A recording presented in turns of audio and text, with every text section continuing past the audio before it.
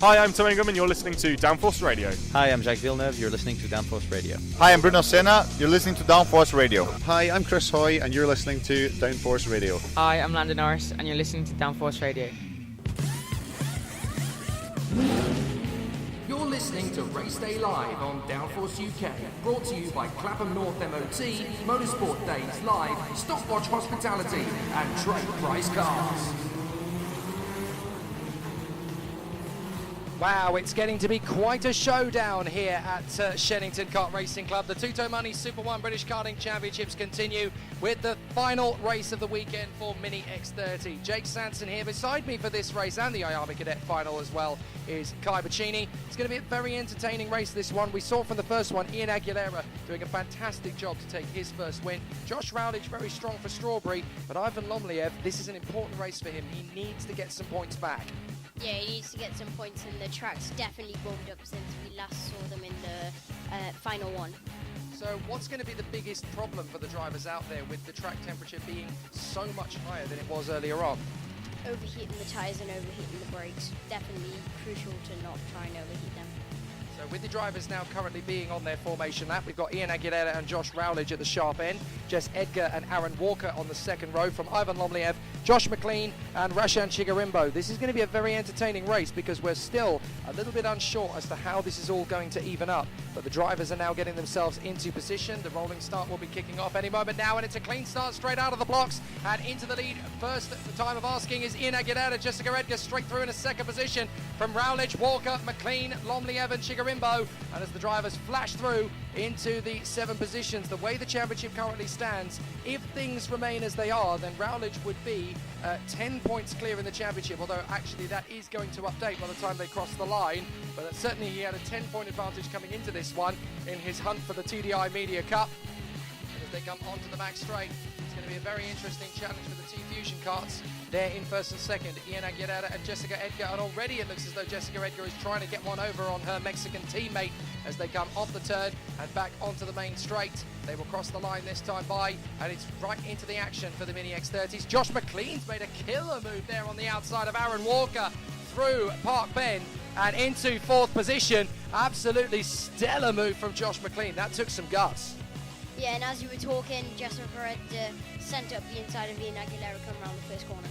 So that's a lead change already. Jess Edgar now into first position, looking for her second Final 2 victory of the season after her first back at PF International, of course, although that was handed to her on a countback for penalties. This time she wants to win it under her own steam, and she's definitely looking good for it at the moment. If things were to remain as they are, Rowledge would take a 12-point swing in the championship lead over Josh McLean and Ivan Lomliev. So from his point of view, he definitely wants to move his way further forward.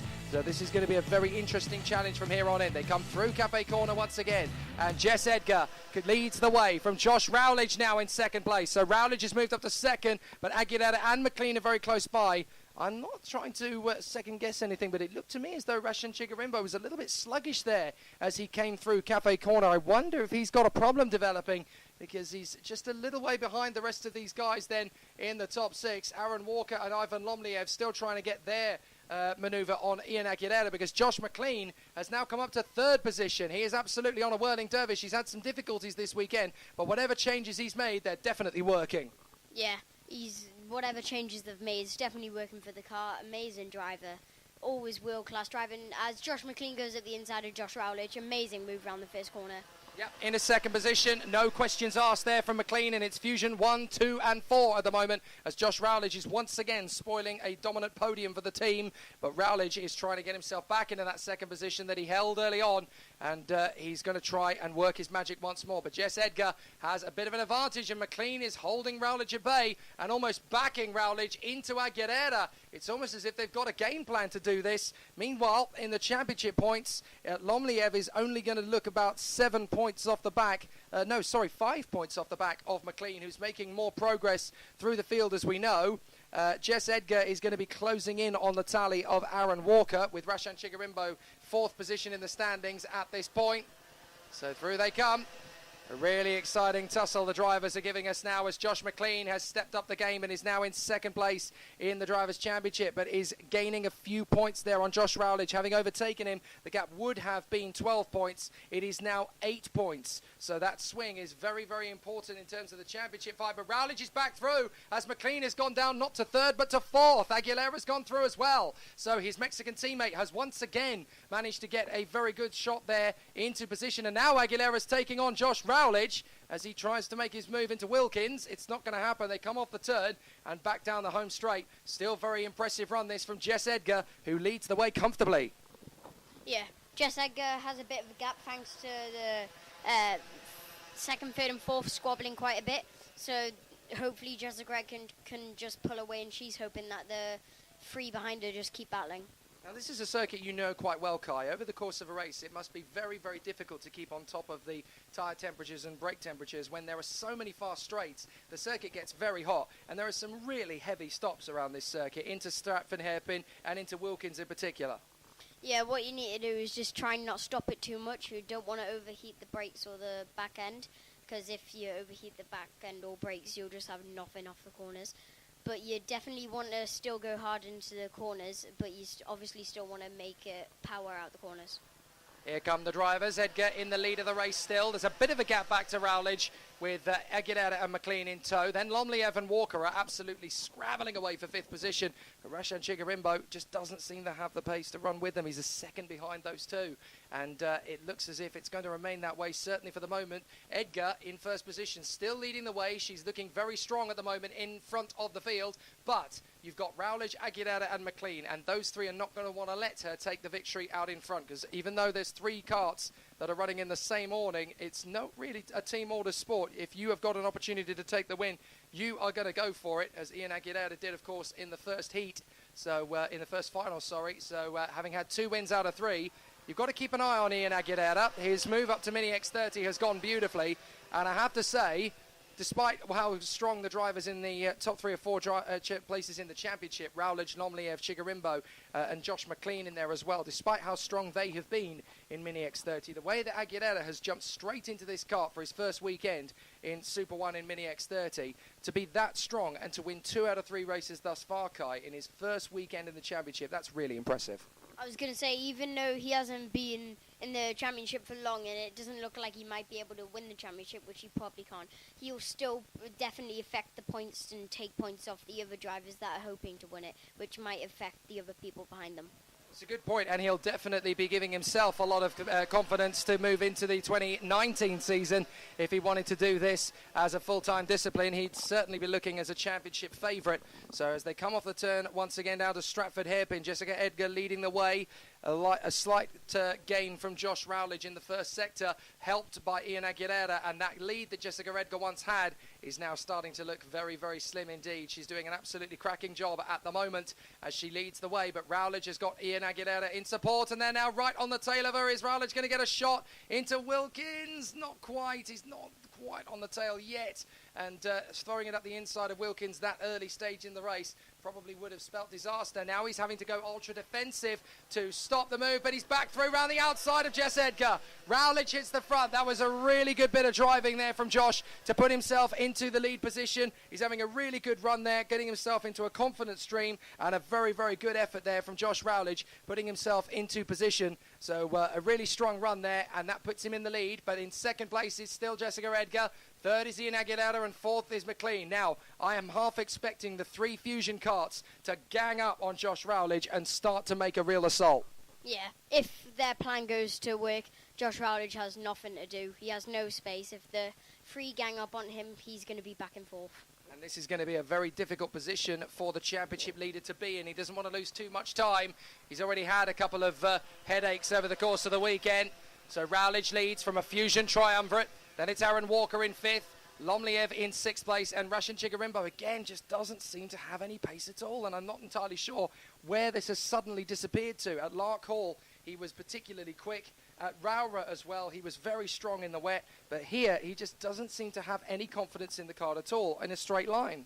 Yeah, it just looks like he's lacking a little bit of power out the corners, which is affecting him in straight line speed. And this is the difficulty. Shenington is all about straight line speed. It's the Monza of British karting. You've got to be fast in a straight line here. Otherwise, there genuinely is no chance to come back as they come through to the first corner once again. Rowledge has a little bit of a breathing space between himself and Jess Edgar. Aguilera in third, McLean there in fourth. It's going well at the moment for these guys. Aaron Walker running in front of Ivan Lomliev. And then, of course, the 92 in there of Rashan Chigarimbo, just trying to keep up with them at this moment in time. So up to the Bruno chicane they come once again. Strawberry, Fusion, Fusion, Fusion in the top four at the moment, as Josh Rowledge is the Lone Ranger in the Strawberry Brigade, trying to hang on in front of this trio of Fusion drivers as they make their way down towards Hanger Corner and up towards the Wilkins hairpin. Is there about to be a change in positions of the Fusion squad? I think there is. That's Aguilera making his way up the inside of Jess Edgar. I think they've obviously decided, right, we need to try a new tactic, and Aguilera's gone up into second position. So Aguilera has already been a race winner today in the earlier final. Is there going to be a chance for him to do it in the second final? Having got into that P2, there's not going to be an awful lot that the drivers behind him can do if he's going to pounce. And from Aguilera's point of view, he may as well push because he has nothing to lose at this point.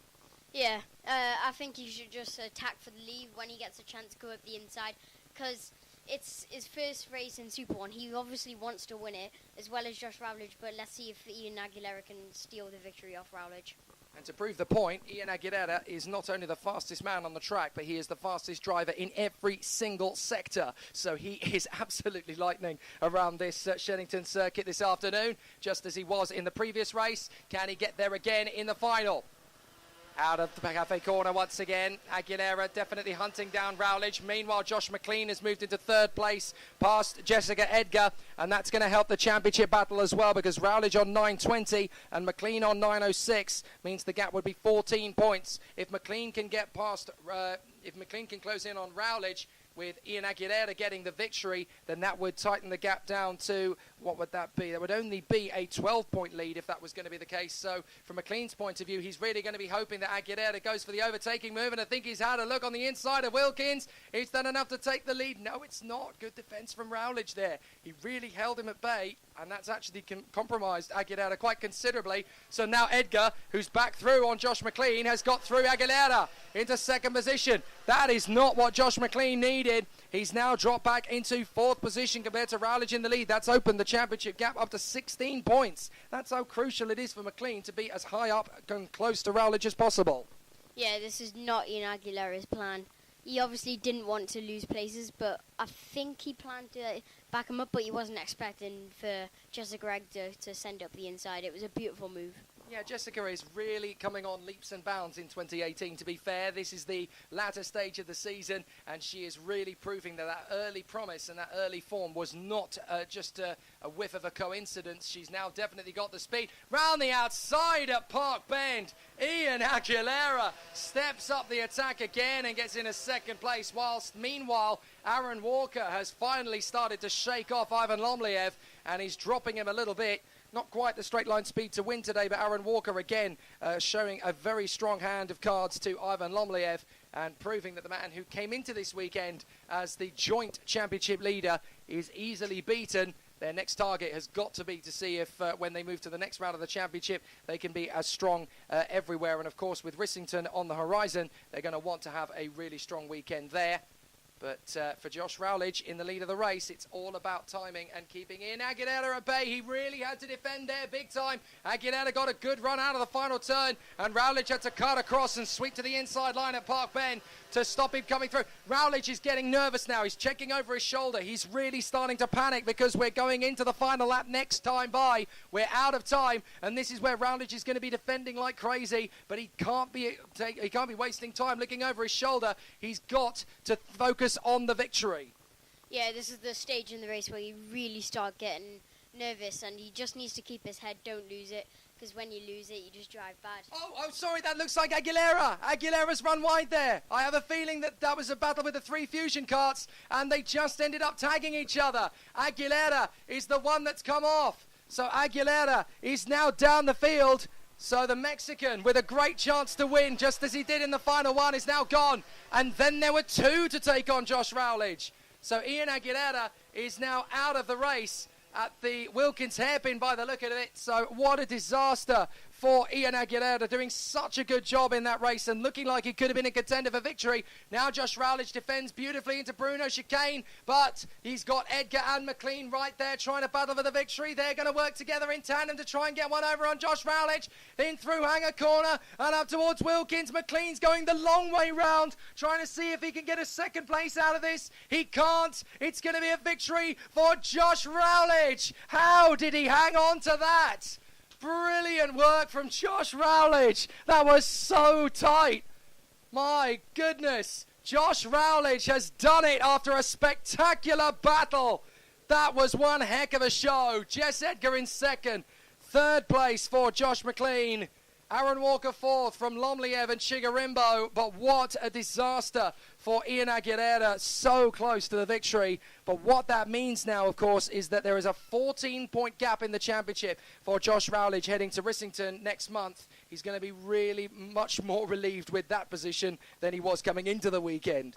Yes, such a shame for Ian Aguilera, looking such a competitor to the race, looking like he could win it, but just on the second last lap, just getting tagged, that's all it can take to make you crash. So dramatic end to the weekend then for Mini X30, but a great result for Josh Rowledge. He takes the second final of the weekend, and I'm sure that's going to look great back when TDI Media's pictures get back to their base in Pennaford. So let's move on then with the next race on the bill, and it is going to be the Army Cadet televised final, the second final, and this one's going to be just as exciting. Hi, I'm Tom Ingham and you're listening to Downforce Radio. Hi, I'm Jacques Villeneuve. You're listening to Downforce Radio. Hi, I'm Bruno Senna. You're listening to Downforce Radio. Hi, I'm Chris Hoy, and you're listening to Downforce Radio. Hi, I'm Landon Norris, and you're listening to Downforce Radio.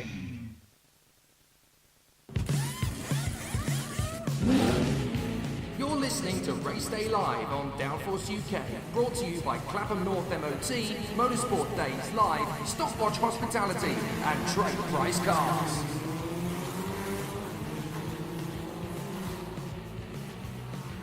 So we now get into the action for the last time today for the Army Cadets, and it's already been a thrilling encounter in this category with the main protagonists of this weekend, Arvid Lindblad versus Will McIntyre. It's been really interesting to see how Will has really stepped up to the occasion this time and given it some amazing performances this weekend, in particular in the championship fight, Kai.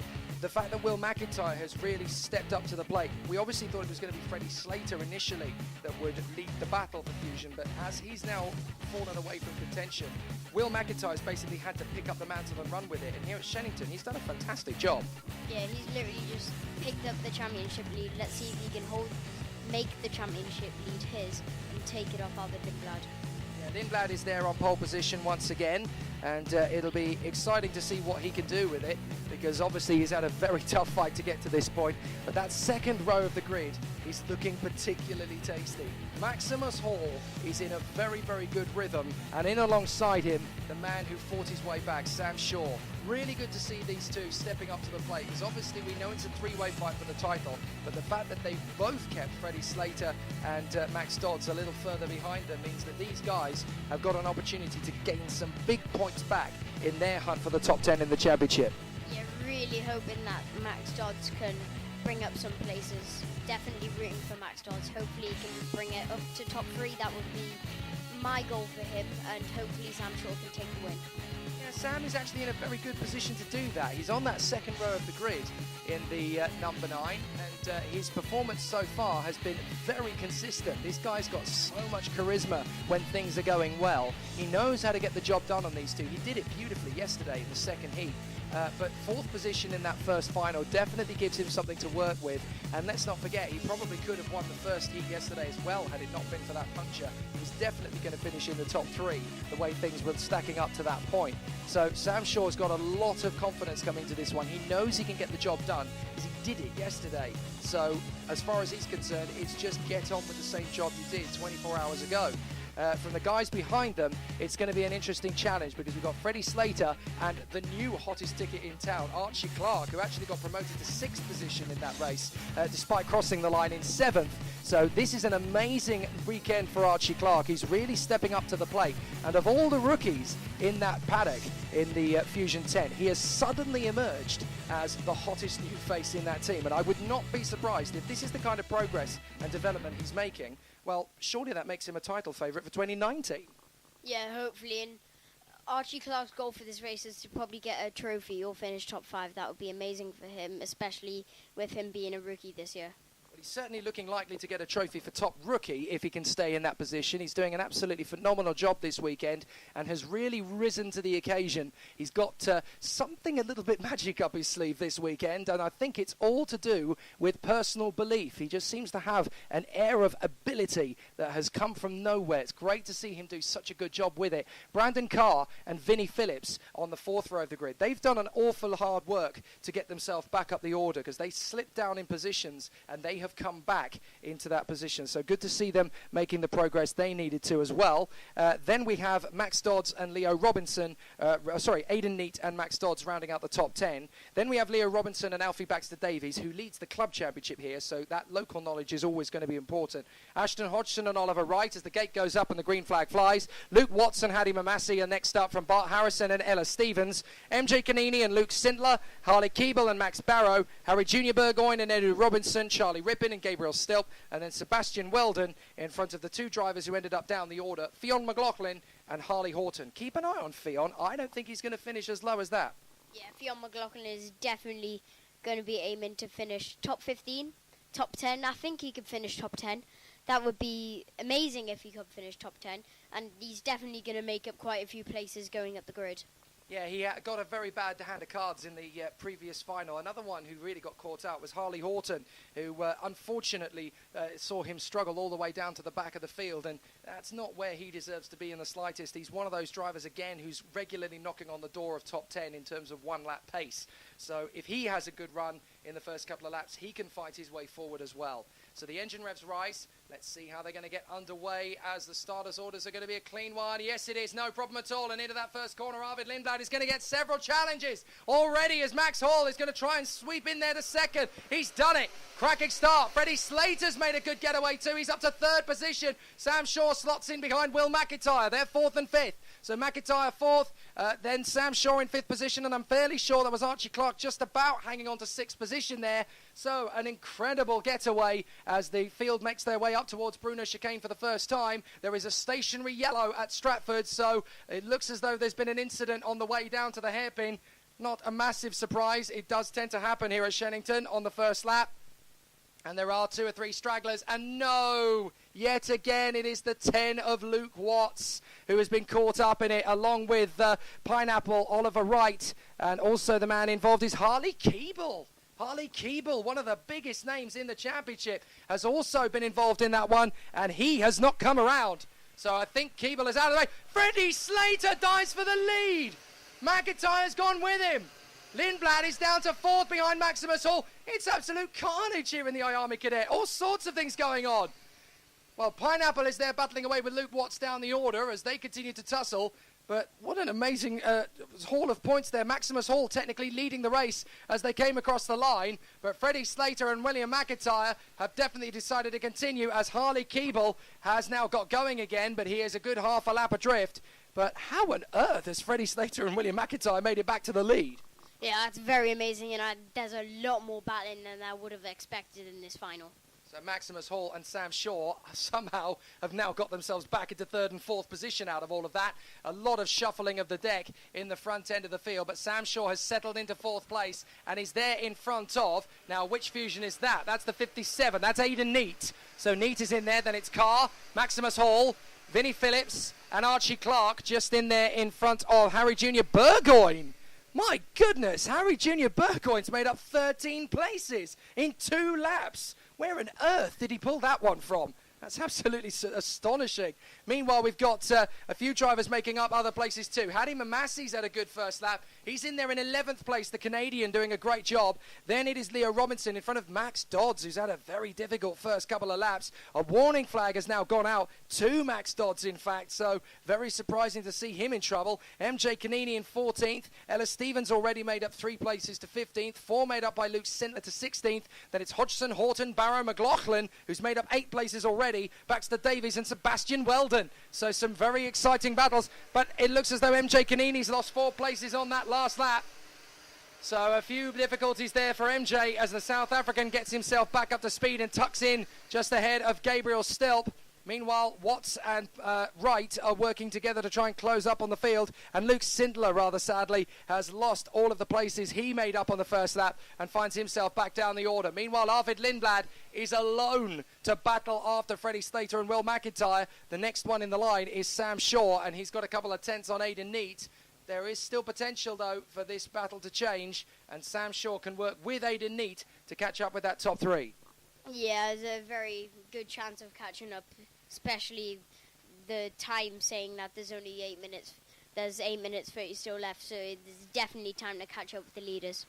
So Freddie Slater and Will McIntyre are basically playing their old tricks, but Slater definitely determined to win because he wants to get as many points out of this weekend as he physically can to help his dropped score by the end of the season and solidify his position in fourth in the point standings.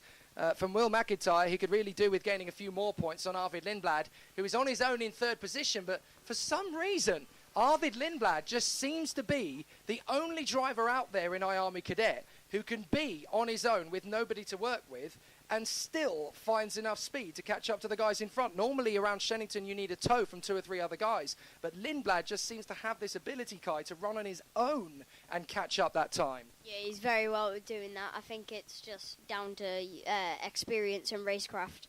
Yeah, he certainly learnt a lot of that on his way to the runner-up spot last year. Sam Shaw, meanwhile, though, is starting to drop Aidan Neat. He's getting back onto it. And there in fourth position, he is making up the ground he needs to get his way further forward. There's still a long way to go in this race. 7 minutes and 20 seconds on the clock, plus the additional lap. If it ends like this, then Lindblad is going to have a 9-point lead in the championship over Will McIntyre. So that's definitely the Scotsman having gained on his championship opposition. Now, if he can get past Freddie Slater, then that championship gap's going to get even smaller. And that's definitely going to give a massive quantity of support to Will McIntyre's confidence. So let's see if they're going to have a bit of an interesting battle. But Freddie Slater, of course, is one of those drivers who anytime he can win a race, he's going to do it. And he's not the kind of person who's going to let somebody else gain points, even if they're in their same team. Sam Shaw, meanwhile, is chipping away at Arvid Lindblad's advantage. Now, this is an opportunity here for Sam Shaw. He can play the long game here, get onto the tail of Lindblad, and instead of going for the overtake, he's going to work with Lindblad to go and catch up to the Fusions. If one of them can get by, that's enough of a gap to get through, and that could very easily change the entire flow of this race. Yeah, especially if Sam catches up to that top three, it's definitely going to be a game changer. If he gets third place, with the pace that he has right now, it's looking like he might get top spot. So there is every chance that this race could still turn on a die. 20 degrees track temperature at the moment, air temperature, apologies, but so that's what they're telling me on the timing screens. It certainly feels more than that as they come across the line once again through the left-hander at Park Bend. The two Fusion karts steadily getting away from the field, but Sam Shaw is on the back of Arvid Lindblad now. It's time to come back, as Maximus Hall has done so too. He's up to 5th position now with Brandon Carr going with. There's a warning flag gone out. That is to Max Barrow, the rookie. Not quite sure what he has done to earn that sort of transgression, but just looking through the field, several drivers having made up positions through the field. Ella Stevens in particular is having a much stronger second final. She is up to 12th position and is knocking on the door of Hadi Mamasi. These two are actually battling away for 12th place. Harley Horton, meanwhile, has made up 15 places now. He's up into 14th position, so a really strong start. Sadly, Harry Junior Burgoyne has already lost a couple of the positions he made up in those opening couple of laps, but he's still there in 15th. Max Barrow 16th, and Fionn McLaughlin is into 17th now, so he's making up good progress. Oh, a bit of a mistake from the Fusions out front as they both run wide and catch the divot on the way out of the second corner at Cafe. Now, that was a rather scary moment for them, and they sort of bounced around on the way out of the turn. So Slater and McIntyre pushing very hard, but proof that they are not at any point comfortable in the lead of this race yet. Yeah, also, Max Barry's going to have to be very careful on track, because that's his second warning this race. If he gets another one, that will be a black flag. It's a very good point, actually. He doesn't want to have a time penalty to his name, Max Barrow. He doesn't want to incur the wrath of the stewards. Fastest lap of the race thus far, by the way, is Brandon Carr of the Oliver Rowland Motorsport team. So he's making good progress up to 6th place now. Onto the tail of Maximus Hall. Here come the two Fusions in the lead. And now it's a 4-way scrap for 3rd position. Now this is exactly what they want. Strength in numbers is going to be the key here because they need to work their way further forward. So if this is an opportunity knocking, then almost certainly a chance to take it is in a very ominous position because you've got those 4 drivers, Lindblad, Shaw, Hall and Carr. If they can assist each other and work together and move forward, then those Fusion pair out front are not going to have as easy a time of it. Now, originally the leading rookie, but Archie Clark is still there in the mix. He's battling with his teammates Vinnie Phillips and Leo Robinson. Behind them is Max Dodds, who is having a really difficult day at the office here. 11th position at the moment, with Hadi Mamasi and Ella Stevens battling away for 12th and 13th, which for both of them would be their best result in Super 1. So let's hope that they stay in position as the 4 drivers battling for the top 6 continue on their way. Neat has now got Phillips all over the back of him as Archie Clark is trying to deal with Leo Robinson. And it looks as though, well, Mamasi and Stevens have both got past Max Dodds. So they are absolutely flying while Max Dodds is having a terrible time of it. 9:03 is now his score. Considering that Dodds was 4 points behind his teammate coming into this race, he's looking likely to leave it 31 points behind him. This is a nightmare, and it's looking likely to become a 2-horse race for the championship between Lindblad and McIntyre if things continue as they are. Yeah, Max Dodds does look like he's lacking a bit of power at the corners, which is definitely affecting his times, which is...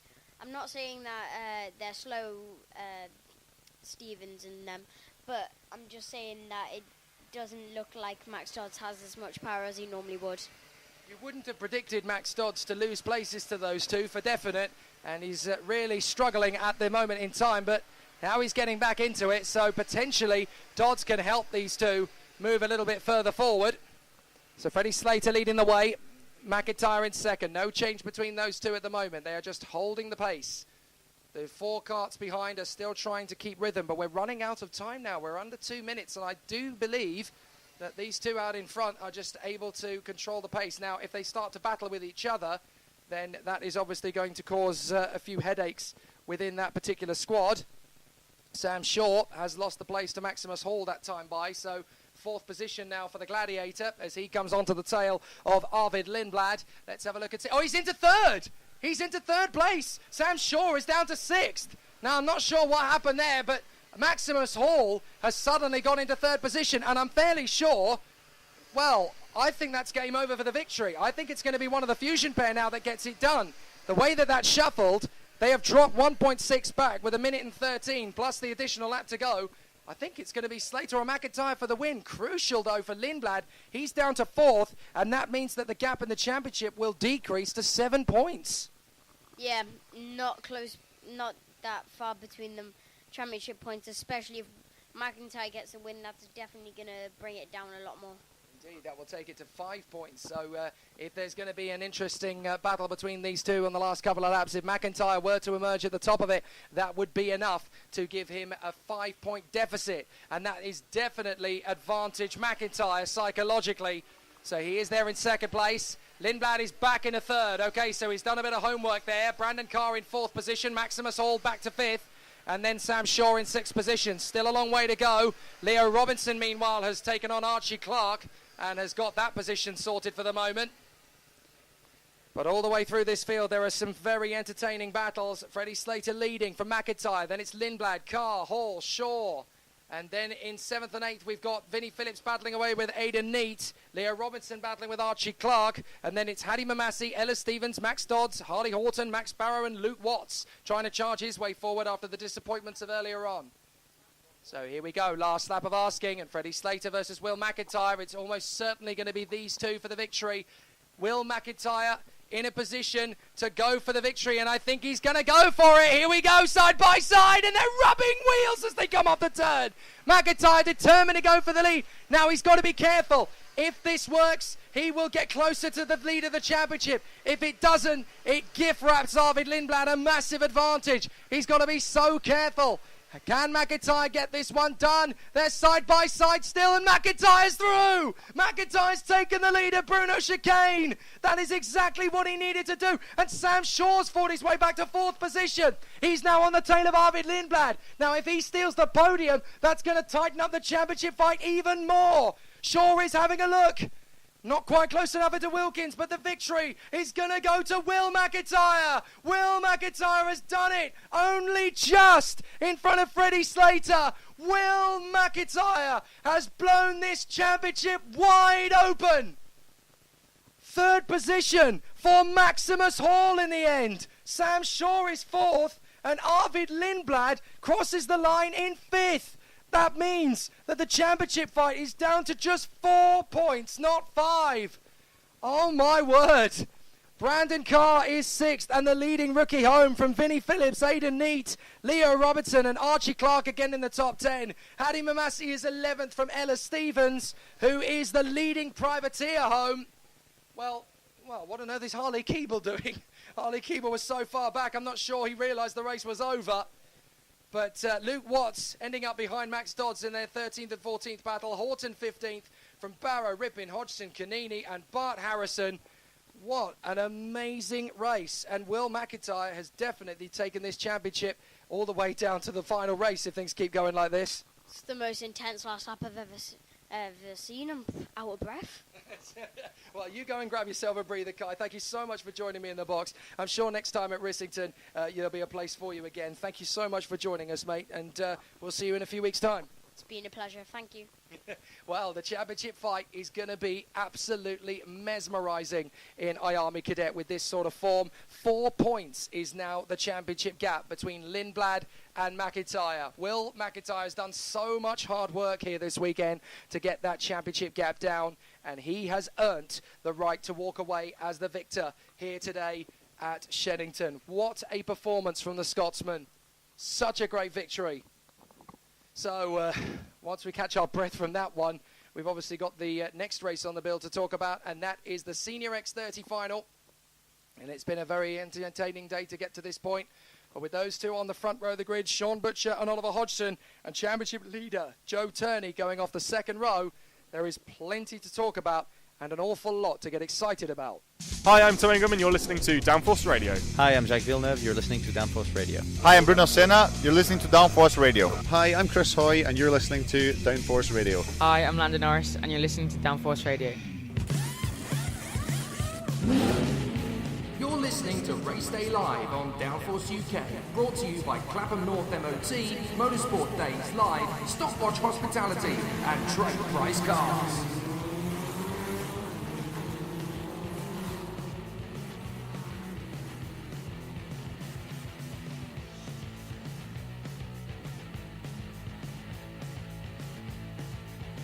So, Senior X30 is going to be the next race on the bill, and from pole position, it's the Australian Tiger, Sean Butcher, who will go off the front of the grid after an absolutely terrific run in the first final. He now has the opportunity to, I think, become the first Australian to sweep the finals in one weekend. I don't think it's ever been done before by an Antipodean racing driver. Alongside him on the grid, Oliver Hodgson, who set the early form this weekend. Second row of the grid, Thomas Turner, the O-plate, and Joe Turney, the championship leader. So this is going to be a very intense battle between these four, as their race in the previous one was anything to go by. But it could be a six-way battle, as it was earlier, of course, because Morgan Porter and Rory Hudson are still very much part of this six-way scrap for the top step.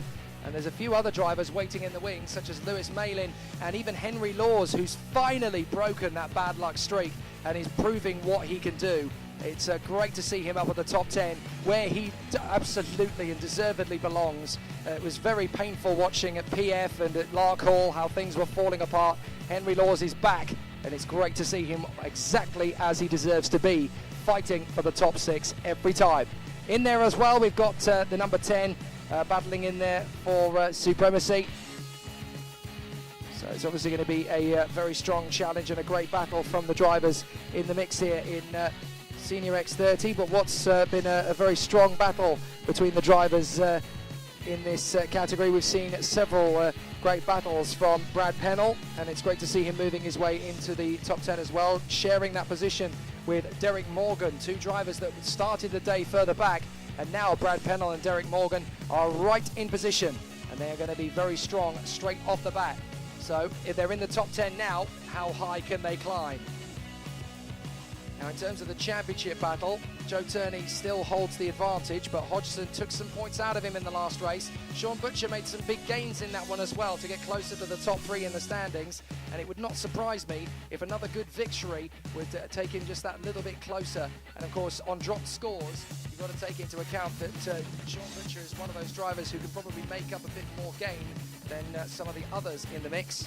So being on that front row of the grid is definitely where he wants to be. And after a good start to proceedings, he's got a lot to do, but there's a lot of pressure on his shoulders, and he knows how to cope with it. This is all really about Joe Turney, in effect, in the second row of the grid to see if he can maintain his position.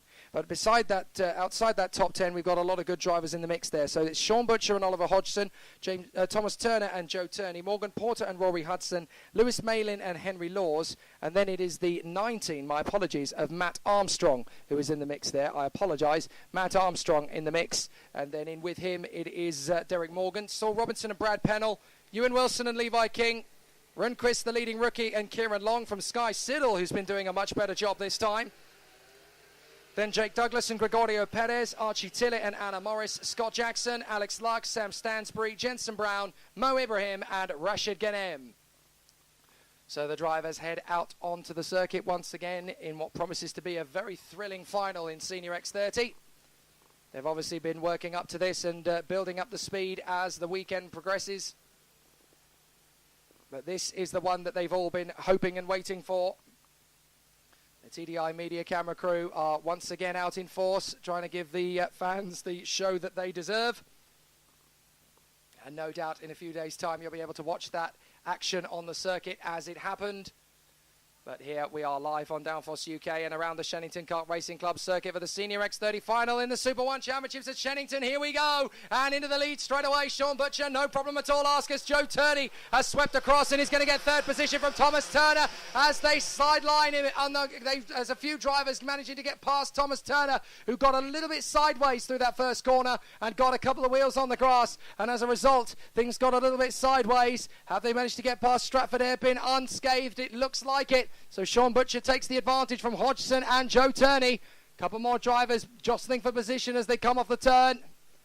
So a good start in the initial running of things, but Sean Butcher leads Oliver Hodgson and Joe Turney. A good start from the front from the championship leader, and he really wanted that. So as they come across the line at the end of the first lap, it's all going well for Sean Butcher, who leads the way here. Joe Turney in second now. Hodgson in the lead. So Hodgson and Turney are both crossed past Butcher, and that's a moment there for the 10 of Brad Pennell, and Levi King is out. Levi King is out of the race at Cafe Corner.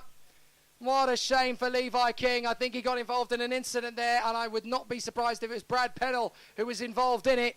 But Levi King sadly has to walk away with his race over.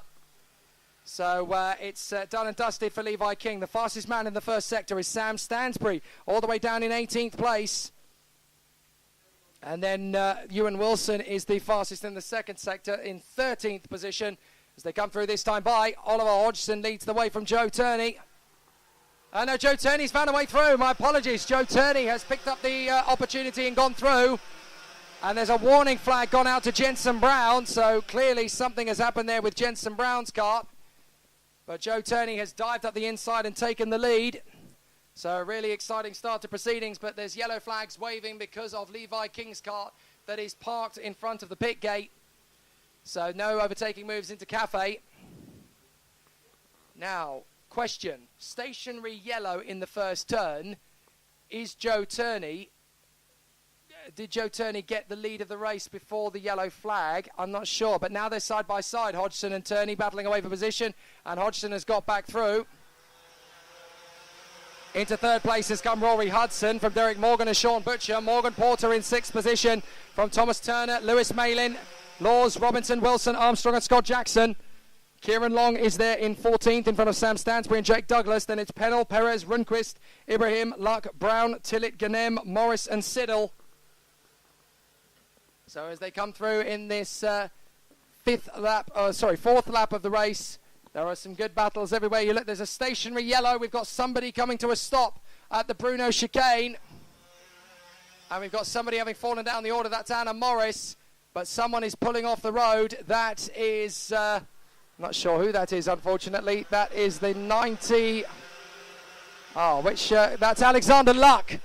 Just as he did in the first heat, just in the first final. Unfortunately, Alex Luck is just out of it and retires from the race again, unfortunately. So that's the second retirement in a row for Alex Luck. And it appears that Sky Siddle is out of the race as well. That's a real shame for her. She was having a very strong weekend up to that point, and actually started this race from started this race from 17th position. So Siddle should have been a little further up the road. So unfortunately, it looks as though Siddle's race has ended rather sourly. But out in front, it's Hodgson versus Turney. Morgan is third. Fourth is Hudson. Fifth is Butcher. From Morgan Porter, Thomas Turner, Lewis Malin, Saul Robinson, and Henry Laws. Then it's Armstrong, Wilson, Jackson, Stansbury, Douglas, Pennell, Long, Perez, Ibrahim, Brown, Ganem, Tillett, Rundqvist, and Morris. So into the Bruno chicane again, and Joe Turney still all over the back of Oliver Hodgson, trying to make headway. Third place now, Derek Morgan, having dealt with Rory Hudson, and now is setting off after a victory. Can he get there? He's one of those drivers who has the ability to do so and has not had the greatest of starts to his season. So the frustration will be bubbling over. He'll want to get the job done. But Turney and Hodgson are doing the sensible thing and moving to get away from the rest of the field. Joe Turney knows that this is a long race. So Butcher is now trying to fend off Morgan Porter. Fastest lap of the race from Morgan Porter after being fastest of all in the first sector. Matches it with a 13.78. Now, if the championship, if the race, was to end like this, then Turney would be leading the championship on 8.96, with Porter on 8.79 and Hodgson on 8.78. So second place would very much be up for grabs, but only 17 points would separate first and second in the Drivers' Championship. So it's still a very interesting tussle.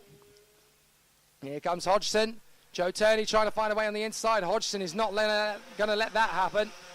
And I don't think they're going to get away after all, because Derek Morgan and Rory Hudson are reeling them in. Porter is into fifth. Turner into sixth, because Butcher has now been demoted to seventh position. So disappointing from his point of view then. Malin is eighth. Robinson is ninth. And Henry Laws is 10th. From Armstrong and Wilson, the leading rookie is now Scott Jackson once again. For a while, it looked like it was going to be between Patrick Rundqvist and Sky Siddle, although Siddle is out of the race, and Rundqvist is now down at the back. I don't think those two incidents are related, but certainly disappointing to see the pair of them down the order. Into the first corner once again, down into the cafe corner, and Turney is still right on the back of Oliver Hodgson. Derek Morgan still third as they jostle for position out of cafe corner. Any more choice overtaking moves through the field? Well, behind the top 10, it all seems to be settling down a little bit. Very unusually for Senior X30, but I have a feeling that with the 5 minutes and 50 seconds plus the additional lap we've got to go, there's still plenty of time for things to change. And all it takes is 2 or 3 moves in the top 10, and it spices everything up. When is Joe Turney going to make that move to pounce on Oliver Hodgson? I think sooner rather than later, because he realises that Derek Morgan and Rory Hudson are actually gaining ground pretty quickly. So he'll want to get through as soon as is humanly. Up the inside, no, it's not going to happen on this occasion. Derek Morgan in third position. Fourth is the 41 of Hudson. Then it's Porter and Turner, Butcher, Malin and Saul Robinson. Henry Laws in 10th position from Matt Armstrong and Ewan Wilson. So some really exciting battles still to come as Oliver Hodgson tries to shake off the attentions of Joe Turney. But Derek Morgan is still there in third position. Don't count him out yet, because he's still got quite a way to go as the leading privateer. The leading rookie, Scott Jackson, is there in 13th position at the moment. So the battle is going really well for the leaders out front. Hodgson and Turney having a good scrap as Turney tries to get on the inside of Oliver Hodgson. Hudson is there in third now in front of Morgan Porter. Butcher is down in seventh, but Derek Morgan, who was third, has lost places to both Hudson and Porter. So a really intense battle then as the drivers come through. It's interesting, the drivers from second, fourth and sixth on the grid of this race are now 1, 2 and 3. So Oliver Hodgson leads from Joe Turney and Rory Hudson. Morgan Porter and Derek Morgan in the top 10, in the top 5 still, from Turner, Butcher, Malin, Robinson and Laws. Fastest of all in the first sector is still Morgan Porter. Hodgson is fastest of all in the second sector. Turney is fastest of all in the third. So the top 3 drivers in the championship are the 3 fastest drivers in the race. Morgan Porter fighting his way to 4th, closes in the championship lead over Joe Turney, and gets him 2 points further away from Hodgson. So Morgan Porter will want to keep on tightening this battle a little bit as Turney again tries to deal with Oliver Hodgson. They're still trying to pull away, but that battle for 3rd position is giving them the break they need to control the pace of this race. So through to the hairpin they come once again. Joe Turney and Oliver Hodgson as they battle away.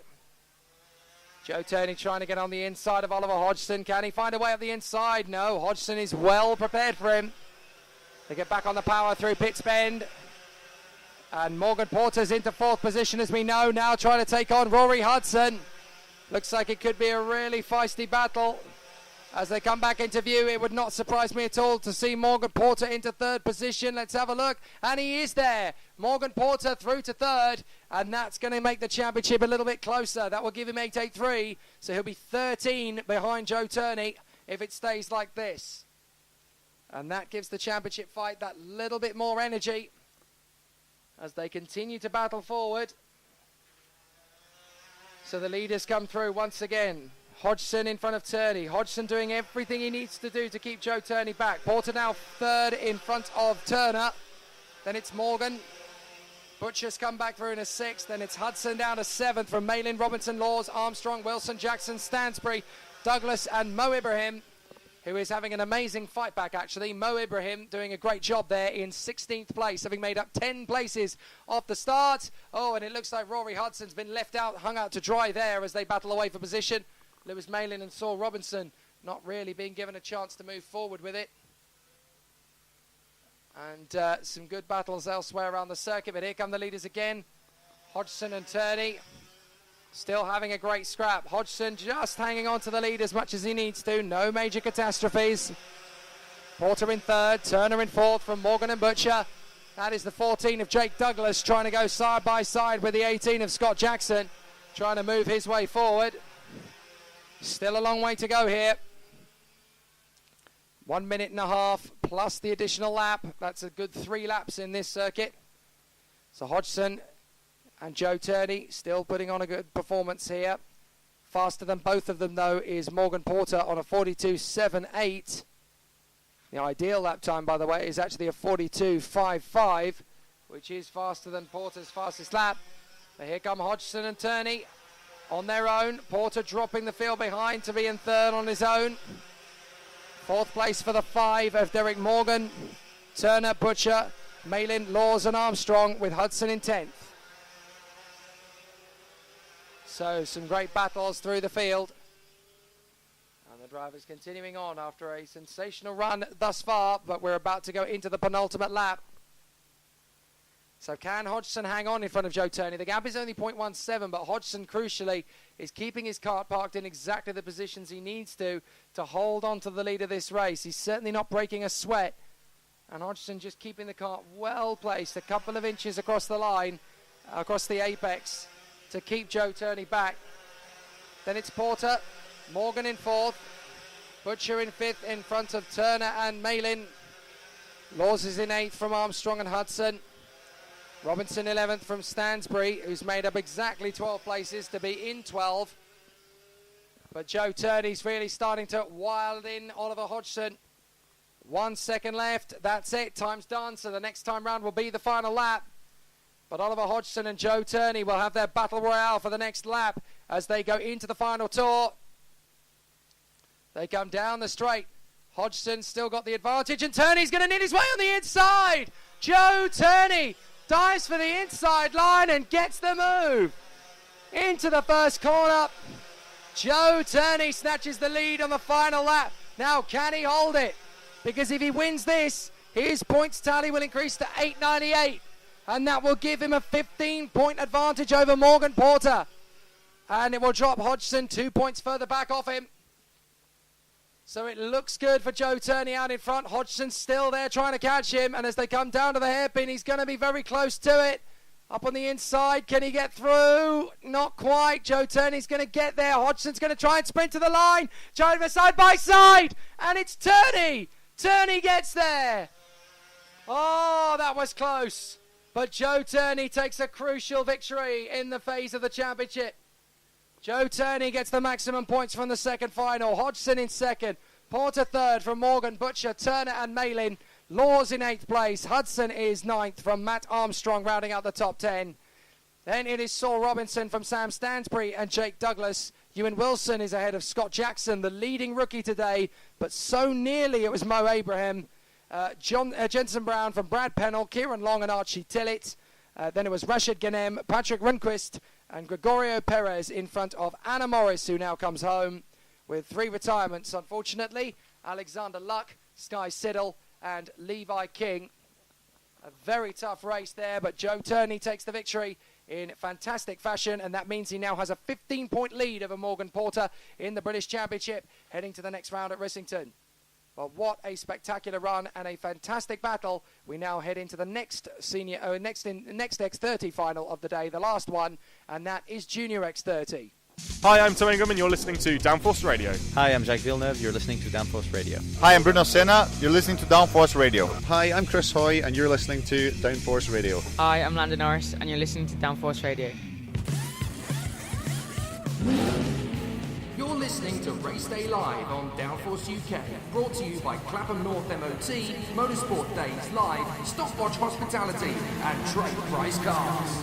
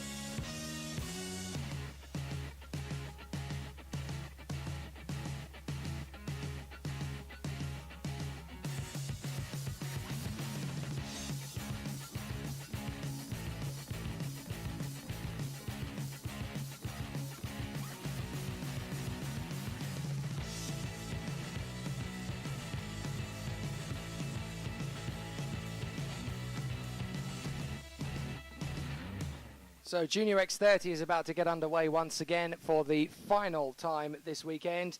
And so far, it's been a hat-trick of victories for Alex Lloyd. He starts from pole position at the front end of the grid. Sorry, he starts from the front row of the grid, I should say.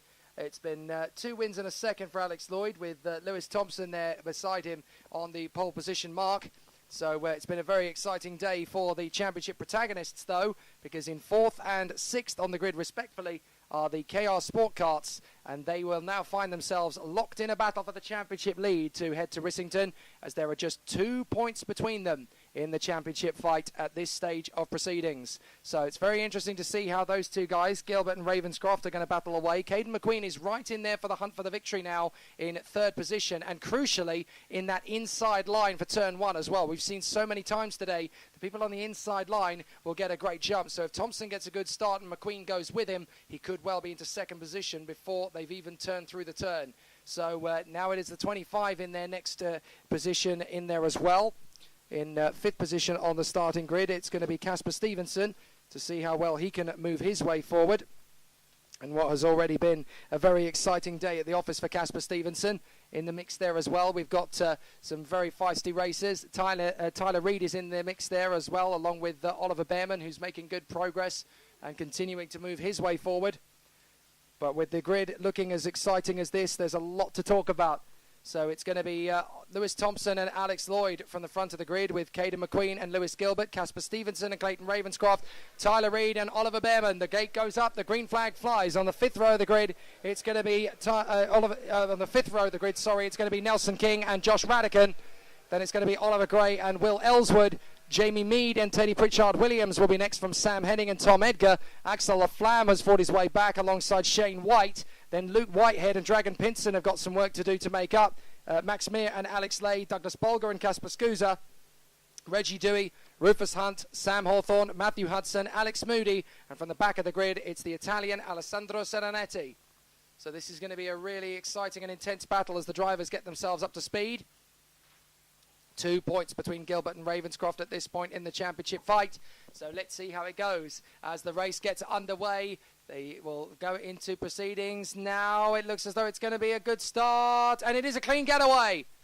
So into the lead straight away. Is Alex Lloyd going to hold the pace round the outside? Yes, he does, and into 2nd position. A cracking start as the drivers jostle for position in Cafe. Are they all going to make it through? Only just. But there's a big jostle for positions in the mid-pack, and a lot of drivers being compromised and held up as they come down to Stratford Hairpin. Are we going to be a clean start to the race? At the moment, everything looks okay. And as they come to the Bruno chicane, it is Thompson from Lloyd, McQueen, Gilbert and Ravenscroft. Already a very exciting start as the drivers are starting to work their magic through the field. A couple of drivers really struggling in the lower order. But it's Thompson, Lloyd and McQueen at the front end. Gilbert has got Ravenscroft already in there behind him, so the battle is going to be very tense as they come through one more time. Thompson leads Lloyd. So here they continue. Ravenscroft is now in there. Oh no, sorry, Ravenscroft has moved up past McQueen now. So Ravenscroft is ahead of McQueen into 3rd position, and that means that if it stays like this, Ravenscroft would take the championship lead by just 1 point. So this is going to be a very exciting race for the rest of it. Ravenscroft's into 2nd already. How has he done that? Again, Clayton Ravenscroft just seems to find the best of the business in front of the cameras. And out of nowhere, Ravenscroft is back into championship winning position, into 2nd place. Now has a 3-point advantage on Lewis Gilbert. And can he make the move on Lloyd? Yes, he does. And Thompson's going to get there as well. And into the pits comes Rufus Hunt. It looks like it's game over for Rufus, I'm afraid. So, unfortunately, Rufus Hunt's race comes to a premature end. Oh, and that's a big off there for Douglas Bolger. Now, I wonder, was the retirement for Rufus Hunt due to some kind of fluid being dropped on the circuit? Because there's a couple of drivers running wide here at the first corner. And it does seem to me as though there's some fluid down in the pit lane. Well, the O-plate's on his own, Axel Laflamme, and so too is the 41 there of Matthew Hudson. Casper Scusa's come through now. So here come the leaders, and it's Thompson. Thompson leads the way now in front of Clayton Ravenscroft. McQueen in 3rd, Lloyd is in 4th from Gilbert, Stevenson and the rest.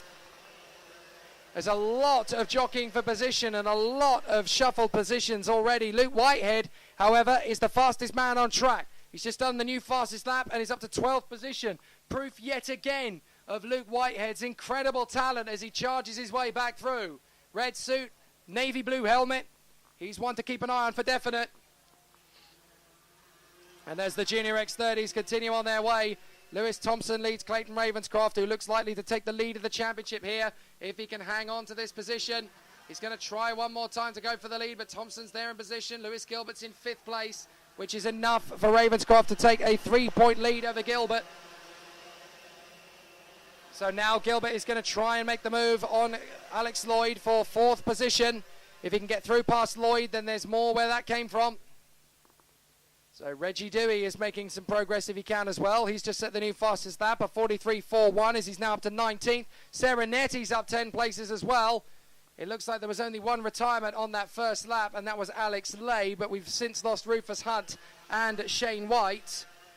So both of them are now out of the race as well. So Lewis Thompson is your race leader. But for how much longer? Because Ravenscroft is giving him all sorts of pressure at the moment. McQueen is there in 3rd position, hanging on in front of Gilbert. Lewis Gilbert now up to 4th. Now, that's crucial, because if Gilbert is there in 4th position, that's brought the gap down in the championship lead to 2 points. As Reggie Dewey sets another fastest lap, chasing after Teddy Pritchard-Williams in 18th. But with Ravenscroft in 2nd and Gilbert in 4th, the championship lead is now 2 points in Ravenscroft's favour, not Gilbert's. So if Gilbert were to get through into 3rd position, they would be dead level in the point standings. So through they come once again to cross the finish line, and out in front it is still Thompson and Ravenscroft. 3rd place is Gilbert. Gilbert sweeps into 3rd position. Now, I think that means that the championship fight is now only going to be 1 point. So it's so close in the battle now, as the drivers continuing to charge their way forward. Looks like several drivers in this race have been quite severely compromised, but Gilbert is there in 3rd now in front of McQueen and Josh Rattigan. Is that Josh Rattigan in the top 6? I think it is. I think he's up to 5th position. So Rattigan is finally looking like he's having a race to suit his skill. He is, of course, one of the British contingents in the CIK FIA Academy in 2018. No wonder with this sort of pace and speed as he comes through once again. That is Rattigan not far in the mix. He is there in 5th position at the moment in front of Casper Stevenson. Then it's Nelson King, Alex Lloyd in 8th. Ellswood is 9th and Luke Whitehead is up to 10th position now. So Whitehead is charging his way forward as Thompson and Ravenscroft continue to lead. Gilbert in 3rd position, and they are dead level in the championship if it finishes like this. So Ravenscroft and Gilbert would be tied for points if it stays like this, and they are going to continue to fight forward. Can Ravenscroft go for the victory? He'll need to, with Gilbert there in 3rd position, if he wants to take the lead of the championship. Thompson running well. Ravenscroft doing a fair job. Gilbert in 3rd, McQueen in 4th, Rattigan 5th. 6th place is now Nelson King from Stevenson, Lloyd, Whitehead and Ellswood. So Tyler Reid is running well. Oliver Gray in 12th from Behrman, Mead, Edgar, Reggie Dewey, Sam Heading, Pritchard Williams, Pinson and Serenetti. From Moody, Hawthorne, Meir and Bolger. Axel Laflamme, Matthew Hudson and Casper Scusa all still going round. But it's Thompson from Ravenscroft at the moment as they battle away for the victory. And it's going to get horrendously close this race as they continue to fight forward. Ravenscroft tries again. Hasn't been able to get through just yet, and he needs to hurry up because Gilbert is desperately thinking about dropping Josh Rattigan, who's now up in a 4th position. So Rattigan moving forward, but a victory for Thompson would put him in front of Dragon Pinson, so he does not want to lose this lead. Dragon Pinson is currently down in 19th place, so if Dragon Pinson remains in his position and Thompson takes the win, then Thompson would move into 3rd position in the Drivers' Championship. So no wonder Clayton Ravenscroft is struggling to overtake him at the moment. Lewis Thompson is on course to move into the top 3 in the Drivers' standings. So can a victory make it that little bit easier? Well, Ravenscroft is still putting in a massive amount of pressure on him. Josh Rattigan is giving Lewis Gilbert a really hard run for his money too. Caden McQueen in there in 5th place. Alex Lloyd has come back and made the move on Casper Stevenson. And Sam Heading has made the move on that last lap to get back into 16th place ahead of Tom Edgar, with Reggie Dewey up to 15th now, having made up 10 places. So the charge forward still going very well indeed. In the background, the drivers are obviously going to be charging down the hanger straight. And now onto the main straight once again, our two leaders, Thompson versus Ravenscroft. And as they come through this time by, Ravenscroft is again very close to Thompson, but not making the overtaking move just yet. Thompson is keeping the cart absolutely planted in position. Gilbert's lost 2 places now. McQueen into 3rd, Radican into 4th. Now that is costly for Gilbert because it means that Ravenscroft will be back in the lead of the championship by 2 points. So Gilbert down to 5th gives Ravenscroft the championship lead for the moment once more. Well, this is a very exciting tussle.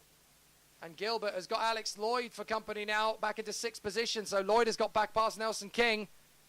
So the tussle and the tension is really quite strong.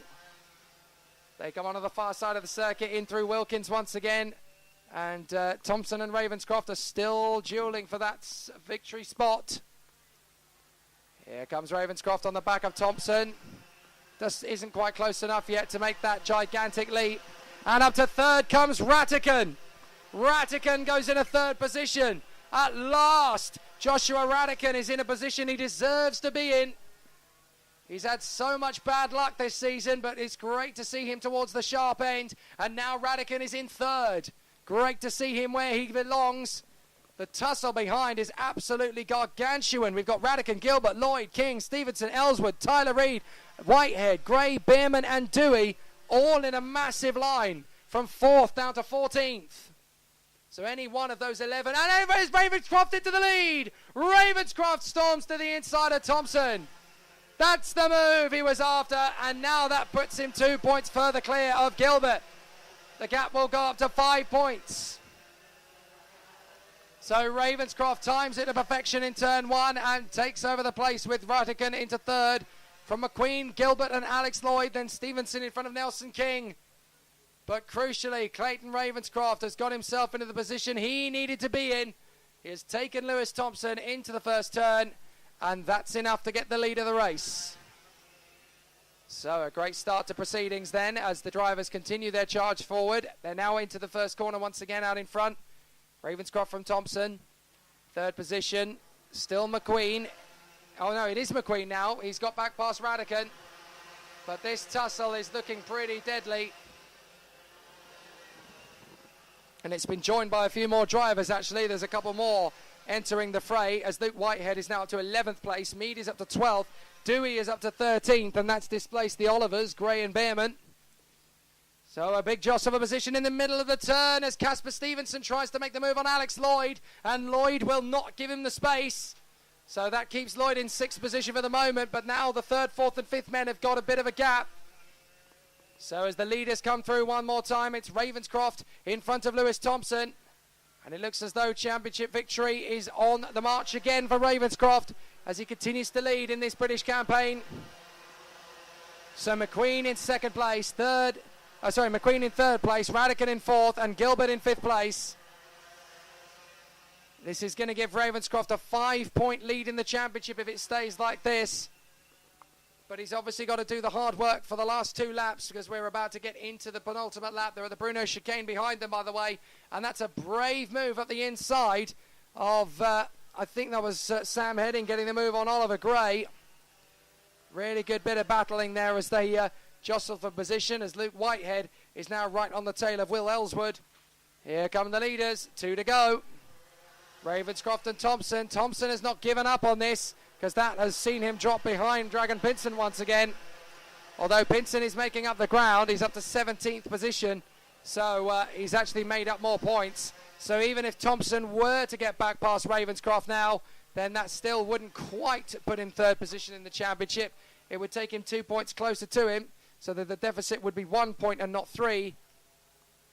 But it wouldn't give him the championship victory. It certainly wouldn't give him the 3rd position in the championship he is after. Fastest lap of the race is once again Reggie Dewey. But they are going to push on into the last lap as Ravenscroft has Lewis Thompson right behind him. Can Thompson take one out of Ravenscroft in the final lap? They're going to battle all the way to the Stratford hairpin as McQueen, Ratican and Gilbert lead the train further back with Alex Lloyd in 6th. Stevenson, King, Reed and Dewey. Whitehead in 11th, Ellswood in 12th from Behrman, Gray and Sam Heading. Jamie Mead is in the mix now as well, actually, in 16th position. So the drivers come through in their tussle for third place. Still McQueen in front of Radican and Gilbert. Up in front, the leaders are coming through. And it's going to be Ravenscroft who hangs on in there after a fantastic drive and a heroic performance. It is the checkered flag for Clayton Ravenscroft once again. Oh, wow. After the weekend he's had, Ravenscroft being back on top in not just the race, but the championship as well. 5 points is now the advantage at the top of the table. What a race for Ravenscroft once again in 2018. Thompson is second, McQueen is third, fourth for Ratican from Gilbert and Alex Lloyd. Stevenson is seventh from Nelson King. Reggie Dewey is a brilliant ninth from Tyler Reed. Luke Whitehead fights back to 11th from Will Ellswood in 12th. Then it's Behrman, Gray, Mead, Heading, Dragon Pinsent, Treddy Pritchard Williams, Alessandro Senanetti and Tom Edgar from Sam Hawthorne, Alex Moody, Max Mear, Douglas Bolger, Axel LaFlamme, Matthew Hudson and Casper Scusa, with retirement sadly from Shane White, Rufus Hunt and Alex Lay. But Clayton Ravenscroft is back in the lead of the championship by just 5 points to his teammate Lewis Gilbert. This battle for the title is going to be very tough between these two Junior X30 stars, and it's going to go down to the wire, I'm sure. Honda Cadet is up next, the Standing Start Brigade, and once more it's going to be that battle for supremacy at the front end as Alfie Rigby looks to extend his championship advantage. It's time for a fight back from Dan Ginchard.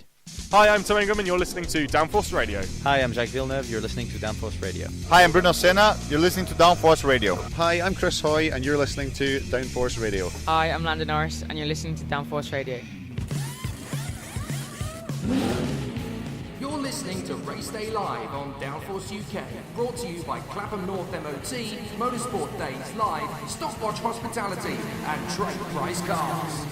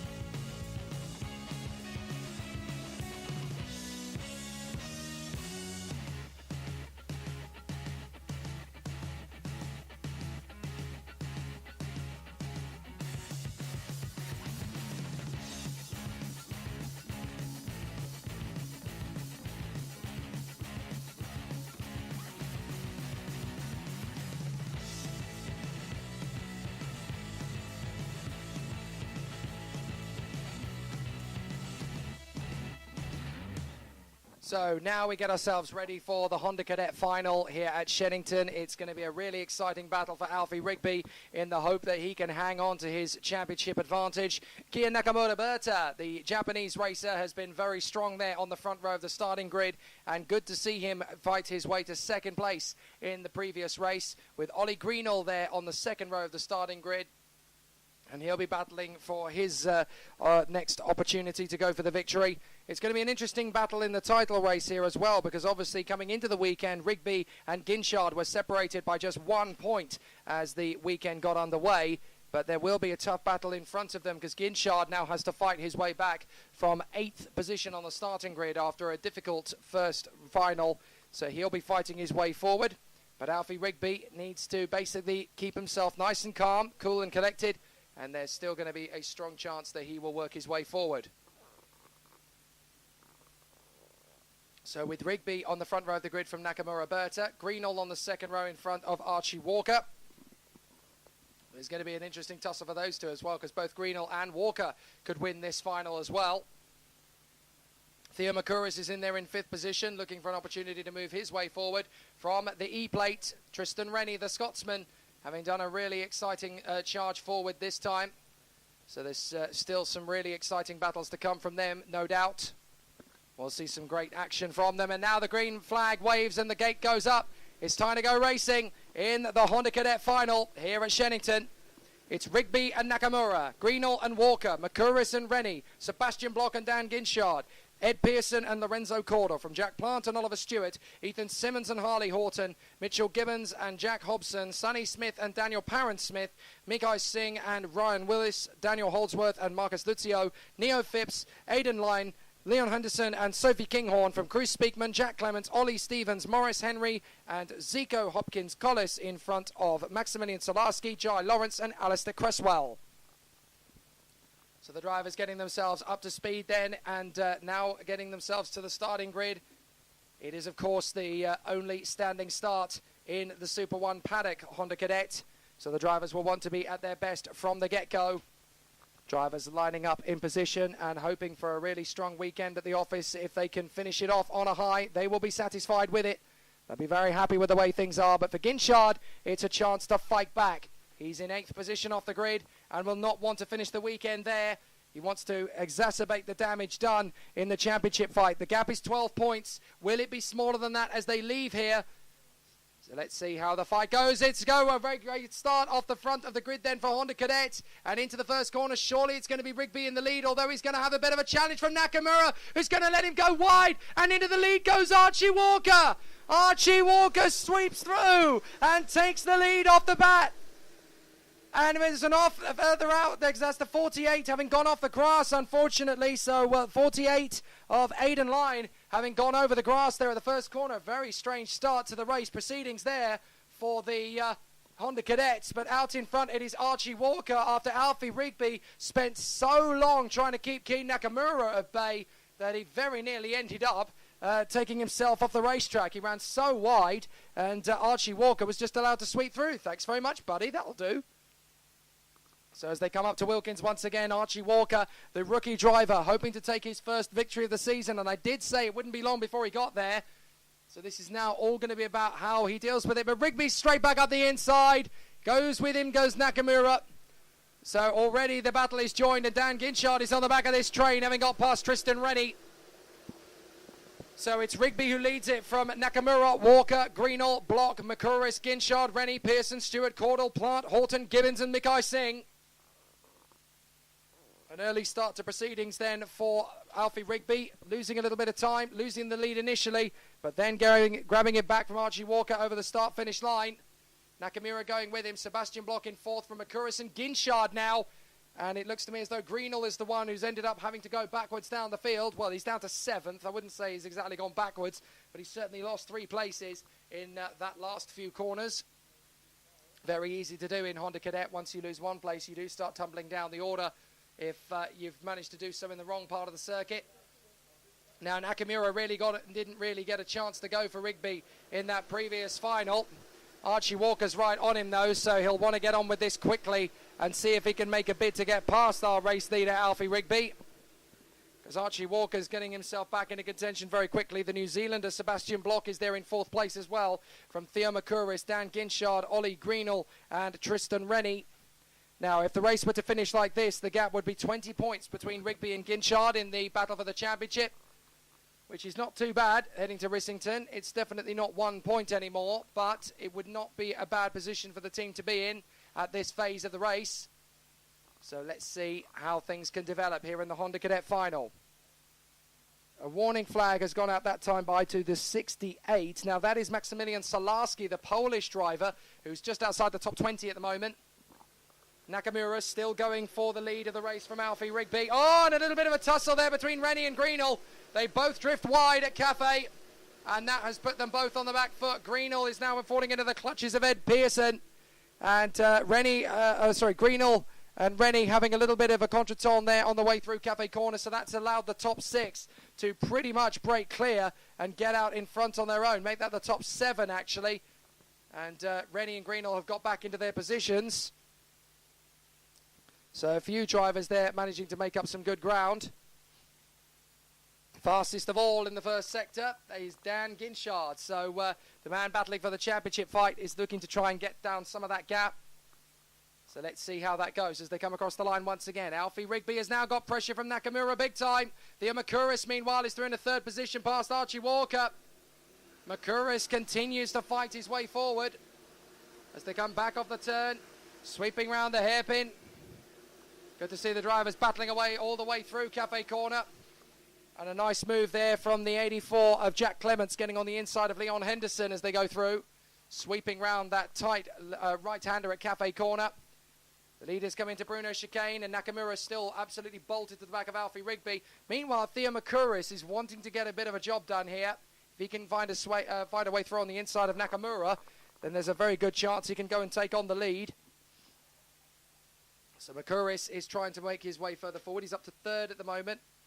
If he can get a good run out of Wilkins, he may be able to get a run up and get on the inside of Nakamura. Nakamura trying to get on the inside to take the lead, and Nakamura has done so. Nakamura leads. So Nakamura has gone into the lead of the race here, and that is a very important point in this race because that takes away 2 of Rigby's points in the championship battle as Ginchard has moved up to 5th in the same light. So Ginchard makes up 2 more points in the battle just by being in the right place at the right time. So the battle continues, but it's Nakamura leading and Makuris in 2nd. In fact, I'm trying to look at where's Rigby. Where is Alfie Rigby? He seems to have had a poor 2nd sector and a poor 1st sector as well. So he seems to have fallen down a few positions. But that looks to me like Nakamura is still in the lead of the race. So Nakamura leading, and I think it's Makuris in 2nd place. Yes, it is. Alfie Rigby's dropped to 5th behind Ginchard. And now Ginchard is, that's Rigby, squeezes Archie Walker into 4th place because Ginchard's through in a 3rd. What a race this is turning into. Nakamura in front of Makuris. And that's helped Ginchard no end because the gap is now down to just 11 points. It was 20 a couple of laps ago. And all of a sudden now Ginchard is gaining points on his rival, not losing them. So Makuris is trying to take on Nakamura. Ginchard is sat in 3rd position waiting for a chance to pounce. 4th place is Rigby. Then it's Walker, Block, Pearson, Greenall, Smith, Rennie, Stewart, Plant, Caudle, Horton, Simmons, Gibbons, Phipps, Singh, Hobson, Holdsworth, Lucio and Dan Parent-Smith. Plenty of drivers in the mix here having a really terrific battle. But as they come through one more time, Theo Makuris is going to go for the victory here on Nakamura. Ginchard's in 3rd, Rigby's in 4th, 5th is Walker, 6th is Block, 7th is Pearson. And these 7 have broken clear with Greenall trying to get some cooperation from Sonny Smith in the 95. So some terrific racing at the moment as the drivers continue to pound around, but always going to be a tough ask for the drivers to keep this sort of tempo up. Nakamura and Makuris are starting to get away from the rest as I wonder if that's Rigby having got through into 3rd position and Ginchard down to 5th in the process. Yeah, I think Archie Walker's gone through as well. So Rigby back into 3rd, Walker into 4th and Ginchard into 5th position. So a very interesting tussle, that is for certain. And as they come off the turn, this is going to make things particularly interesting into the first corner. Rigby is there in third place. Archie Walker in fourth position. Kinshard in fifth. Block in sixth. Seventh is Pearson. Then it is Greenall in front of Smith and Tristan Rennie with the 52 of Jack Plant next in position. So you could argue that the best 11 drivers in this class are in the best 11 places in this class. And there's a warning flag that's gone out there for the number 23. Now that is Ethan Simmons, who is down to 15th position now. So I'm not entirely sure what's caused that, but clearly some sort of transgression has caught the eye of the officials. So as they continue to battle away, there's obviously going to be a lot more racing to come from this race, because we've still got 4 minutes and 6 seconds plus 1 lap on the clock as the leaders come across the line. Makuris is going to try again on Nakamura. Rigby's got Walker to cooperate with, as Ginchard has now fallen behind Block and Pearson, down to 7th place again. So Ginchard now slips to a deficit of 17 points it will be if it stays like this. So, oh my word, the pendulum swings several times over the course of one weekend. Now Makuris, if he stays where he is in second place, is set to overtake Ollie Greenall in the point standings. That will put him into 4th place in the championship running if things remain as they are. So for the moment, it's all looking hunky-dory, but Kian Nakamura-Berta is your race leader. The Japanese driver is doing an absolutely fine job in the lead of the race and just controlling things from the front at the moment. 3 minutes and 14 as they come across the line. Makuris now down the inside though, and that's enough to take the lead. So Makuris gets into the lead of the race. So the privateer, Theo Makuris, has got himself into the lead of this race, and he's doing an absolutely fine job now in Honda Cadet, and that's going to be a big gain in terms of his championship campaign to close up on Sebastian Bloch. And he could really do with that, to be fair. So it's looking likely that Makuris is going to get closer to 3rd position in the standings. Once more, Nakamura goes for Makuris. They both drift out wide. Oh, Makuris had a bit of a tangle there with Rigby, and someone's gone off the circuit as a result of that. Looks like Ginchard's going to get up the inside of Makuris to take the place as a result. And there's absolutely, oh, well, goodness me, a very tough battle as a result of that one. Now, who's going to be in the lead as a result of it? They're going to come through this time by, and I think it's Rigby. It's not, it's Nakamura. So Nakamura in front of Rigby, then Bloch. But now Rigby takes the lead, and Bloch's going to get alongside Nakamura as well. Pearson's there. Ginchard, Makuris. The 91 is next. That is Archie Walker. So it was Walker that drifted out wide. There's a great little tussle coming into Cafe Corner further back as well. That's Zico Hopkins-Collis having a terrific tussle with Sophie Kinghorn and Cruz Speakman. Great to see them all battling, not just at the front, but in the back as well. As the drivers are now fighting for supremacy down the back straight. Rigby in front of Nakamura and Bloch. Sebastian Bloch trying to get into 2nd position on Nakamura. Has a look on the inside. It's not really going to happen there. They've got to wait for a better opportunity. As they get back on the power, Alfie Rigby just has the lead of this one. And that takes his tally to 9.36 once again. Nakamura-Berta in 2nd place from Bloch. Pearson, Ginchard and Makuris. Walker's still 7th. 8th and 9th are Greenall and Smith. And then the fight for 10th position is currently being led by the 20 of Lorenzo Cordell, who's just overtaken Jack Plant in the first corner. So some great racing as they drive their way through. And now there is plenty to do as the drivers come through. Bruno chicane again. Rigby trying to hang on from Nakamura and Sebastian Bloch. They get back on the power down the back straight. Can Nakamura get a bit of a run here on Alfie Rigby? Well, Rigby definitely holding him at bay, but Nakamura is determined to try and make a window of opportunity as they go through the hairpin at Wilkins. Not sure he was able to get through on that occasion, but he's still working hard with the kart as they come over the start-finish line. They're going to be side by side. Rigby checks over his shoulder as Nakamura makes an opportunity to come on the inside, and it is the top 9 karts now absolutely together in formation. Rigby, Nakamura, Bloch, Pearson, Ginchard, Makuris, Walker, Greenall and Smith. 1.16 seconds covering those 9 karts as well as we go into the penultimate lap of the race. So Rigby, Nakamura battling for the victory. Nakamura looks for a way through on the inside initially there at Bruno chicane, but is not able to get the job done as there's a little bit of jostling further back and a couple of drivers getting caught out. Now, who was that ended up dropping down to 9th place? because Block, I think, has got through to about 6, so difficulties there, because Block was further up the road than that. But there was a bit of a jostle for position, so let's see what the order is as they go into the final lap of this race, and there's going to be a big battle for the victory. Nakamura is going to go for Rigby. Oh, Block is third. Apologies. Pearson, then Ginchard.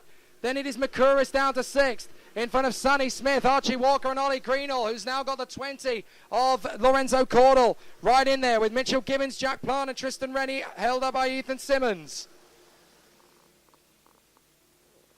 So as they come back into view at the Bruno chicane, are we going to have the lead change? Alfie Rigby is hoping to get the victory in this one. A big lunge from behind. Kian Nakamura not able to get there. But Sebastian Block still has a bit of pressure from Dan Ginchard. They're going to try their best to close up on Nakamura. Can they get into second position at least? There's a chance here. Ginchard has a look to go for Sebastian Block, but it's not going to happen. The checkered flag is going to fly, and it's a victory for Alfie Rigby. 2 out of 2 for the championship leader. And that was a brilliant performance. Block has come through into second position, and Ginchard did get through into third. Pearson ends up 4th from Nakamura, Makuris, Smith, Walker, Ollie Greenall, and Mitchell Gibbons fights through to 10th place. But it's a victory for the championship leader, Alfie Rigby, and that means that the championship lead is 16 points over Dan Ginchard. Still plenty of battling. Great to see the sportsmanship there between Dan Ginchard and Sebastian Block as they thumbs up after a great battle at the end there. Behind the top 10, it is Lorenzo Cordell in 11th place from Jack Plant and Tristan Rennie. Neo Phipps is 14th from Ethan Simmons. Oliver Stewart in 16th place. Then it is... excuse me, my apologies. In 16th, it is Oliver Stewart. Then it is Jack Hobson, Dan Holdsworth and Dan Parent-Smith. Ryan Willis and Mickey Singh. Jack Clementson, Harley Horton. Morris Henry, Maximilian Salarski, Leon Henderson, Aidan Lynn.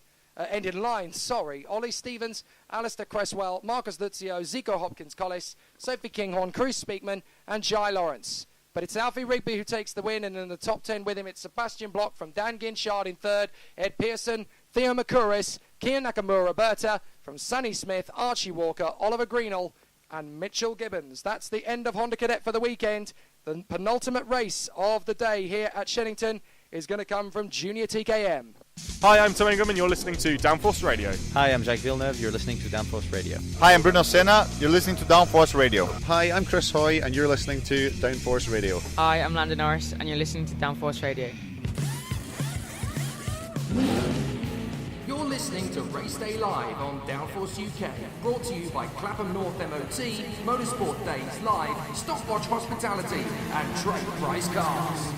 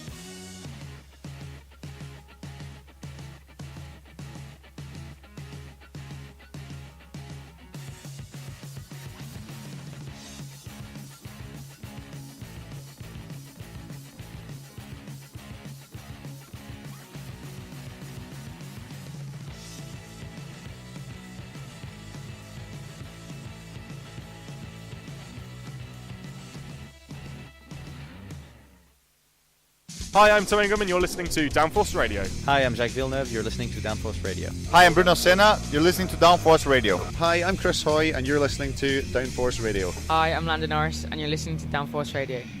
1 minute to go, not even until we get the Junior TKM final race of the weekend underway, and it's those two back on the front row of the grid once again. Abby Pulling and Connor Kearney, just as they were for the first final, they remain there on the front row of the starting grid, and it's going to be a really interesting battle to see if they can hold it off after what was a very short final earlier on, and 2 attempts were basically curtailed into 2 red flags earlier on. The gate goes up now and the green flag flies. So let's see if we can have a full distance race from Junior TKM here today. So far so good as the drivers leave the dummy grid and head out for their rolling lap. So let's talk you through the grid in full. Abby Pulling and Connor Kearney on the front row of the grid from Aston Wigley and Archie Strong. Jack Nicholson and Morgan Kidd on the front row, on the third row of the grid. Zach Taylor and Dan Butterworth. Then Zach Oates and Oliver Stratford from Dan McKeown and Alexander Page. Ben Watson and Jensen Davis from Scott Smith and Harry Yardley Rose. Ben Higgins and Dominic Kilmister. Then it's Harry Arthur and Will Orton from Ethan Newsham and Spencer Stevenson. Oliver Richardson and Joe Harrison. Louis Harvey and Max Davies, the 2 Classen Motorsport karts, hoping that their race lasts considerably longer than it did last time. And already they are back out on the circuit, so that is definitely a positive start for Max Davies. Hopefully it's going to last a bit further for Louis Harvey, who pulled off at the end of the first corner, basically after Cafe Corner. So here we go, the engine revs rise. Is it a good start? Yes, this time it is. And straight away, Abby Pulling has got the jump on the rest of the field. As up to third comes Archie Strong on the inside of Aston Wigley. Morgan Kidd's got a cracking start as well, up into 5th position. She's had an absolute flyer of a start. Great getaway from Morgan Kidd. She's up to 5th position off the start. So it looks like there's going to be 2 ladies in the top 5 already. Abby Pulling in 1st position. 2nd place already being charged down is Connor Kearney. Then it's Archie Strong from Aston Wigley and Morgan Kidd in front of the E-plate of Zach Oates. So a really exciting start to proceedings here. The home favourite Jack Nicholson, who leads the club championship, of course, in Junior TKM, still very much in that mix of the top 6 as well. But Abby Pulling currently leading the way from Connor Kearney as they come across the line this time by Connor Kearney, still having a go at that with Abby Pulling out in front. They come into the next turn, and it is the 13 of Archie Strong in front of Wigley and Morgan Kidd. Then it's the E-plate. Zach Oates from Nicholson, Taylor, Butterworth, McKeown, Watson, Stratford, Davis, Page, Smith, Yardley Rose, Higgins, Orton, Arthur, Kilmister and Spencer Stevenson. So a long way down to 21st position, but everybody's safely through the first lap this time by, and it's great to see that Joe Harrison is out there as one of them. So his incident from earlier on, clearly not putting him out of the race weekend, which is great news. And similarly for the 2 drivers involved in the incident after that under red flags. But there's definitely not going to be another red flag this time, is there, ladies and gents? No, there isn't. So they come across the line this time. Abby Pulling in first, in front of Archie Strong now. So Archie Strong has got into 2nd place. Oh, and there's 3 of them together. That's the 32. That's Wigley. 58 has gone, and so is Dan Butterworth. That is a dramatic end to their races. Aston Wigley's gone, Dan Butterworth has gone, and so too has the 32. So disasters for them as a problem, unfortunately, for Jack Nicholson. They have come together, and that is basically going to be a yellow flag at the first corner. Dan Butterworth trying to get the kart back up to speed again if he can, but for Jack Nicholson, the man who leads the club championship, there is no joy from this race at all. And for Dan Butterworth, well, he is going to try and get back up to speed again. Here come the leaders, and it's Archie Strong. Archie Strong leads. So Strong is your leader, Pulling in 2nd, Kearney in 3rd, and Morgan Kidd up to 4th. This is brilliant. It's 2 lads, 2 lasses in the top 4 at the moment, because we've got Archie Strong leading the way from Abby Pulling, and then Connor Kearney's 3rd in front of Morgan Kidd. Warning flag goes out to the 77, Dominic Kilmister, on that lap. Not entirely sure what for, but already there's been a very interesting start to proceedings. Now, where is Dan Butterworth? He tried to get himself back up to speed, but the number 10 has, I think, has rejoined. Butterworth, yeah, has, well, I think he's tried to go into the first sector and has had to, oh, there he is. So Butterworth has continued on and is not too far ahead of the rest of the field in terms of road, on the road position. Now, Strong leads Pulling. Kearney is 3rd for Morgan Kidd. Then it's Zach Oates. Dan McKeown, Ben Watson and Zach Taylor. And they come back towards the Stratford hairpin once more. Now down the runway straight and into the S's. And it is once again Abby Pulling who gets into first position. Now, with Morgan Kidd there in fourth position, I'm trying to remember the last time that two women were on a race podium in Super 1. I'm not sure that's ever happened before. We've seen several lady racers on the podium now, and Abby Pulling, of course, is the reigning champion, but I'm trying to recall the last time that two ladies were on a podium in Super 1. I'm not sure that's ever happened. So Morgan Kidd in fourth position is just one place away from that actuality happening. So that little tussle, unfortunately, that saw Wigley, Butterworth and Nicholson out of action has dropped them way down. Jack Nicholson has parked the cart and is out of the race, unfortunately. So it's a long walk home for Jack Nicholson. But in first position, it's still this battle for the victory as Abby Pulling leads the way from Connor Kearney now in second place. Archie Strong into third and Morgan Kidd still there in P4. So this could be a very entertaining race for the female contingent of motor racing because Abby Pulling is leading and potentially Morgan Kidd could find herself on the podium for the very first time, and she's going for it. Into the third position goes Kidd. Brilliant. So now Abby Pulling is leading, second is Connor Kearney, and third is Morgan Kidd. That's the first time in 2018 that Morgan Kidd has run in the top three in Junior TKM, and certainly looks set to be the first time in history that two ladies have been on the podium in Super 1. That is a fantastic result if that's going to be the case, but there's still a long way to go. 6 minutes and 47 seconds, plus the additional lap that goes with it. This is going to be a tough race to the finish, and everybody knows it. But Abby Pulling is having a great run. Second place, Connor Kearney. Third is Morgan Kidd. I thought for a minute Kidd was going to have a go at second place, but they have well and truly left Archie Strong for dead. So now there is going to be an absolutely titanic struggle up in the front. Well, that's the 12 of Spencer Stevenson trying to get himself back up the order. Aston Wigley, by the way, has moved himself back to 20th as a warning flag has now gone to the 22. Now, who is the 22? Towards the sharp end, I think, is Harry Arthur, in fact, the privateer and rookie. So Harry Arthur has been given a warning for something, not entirely sure what that is. But as they come across the line once again, Abby Pulling is going to be a race leader. And they're close to lapping Dan Butterworth. What a miserable afternoon Dan Butterworth is having as Morgan Kidd battles for second place. And there's not a lot of room. Kidd keeps her foot in round the outside. And it's 1 and 2. Brilliant. Abby Pulling and Morgan Kidd are first and second. This is an absolutely outstanding achievement if it stays like this. Abby Pulling and Morgan Kidd will be the first two ladies home in first and second place. Wow, that would be an amazing result. So third is Connor Kearney from Archie Strong, Ben Watson and Oliver Stratford. Dan Butterworth is in serious danger of losing his third place in the championship now. He's second place in the championship, to Connor Kearney, who is looking likely to take it over. Butterworth is almost being lapped by the remainder of the field, as now Watson makes a challenge to go on the inside of Connor Kearney, who's down to fourth. Up to third comes Archie Strong. So maybe, just maybe, there's going to be a historical moment in this Junior TKM race as Abby Pulling looks to extend her lead in the championship. If she walks away from here, now there's a stationary yellow, and only the first two are on their own there. There seems to have been a bit of a tussle for third position. Now that's Pulling and Morgan Kidd who have got away scot-clear out in front. So the rest of the field are now a little way back. Have Strong, Kearney and Watson collected each other?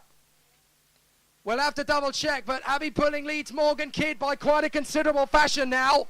And third position, that is a big storm down the inside from Oliver Stratford. Stratford's now in a third in front of Ben Watson.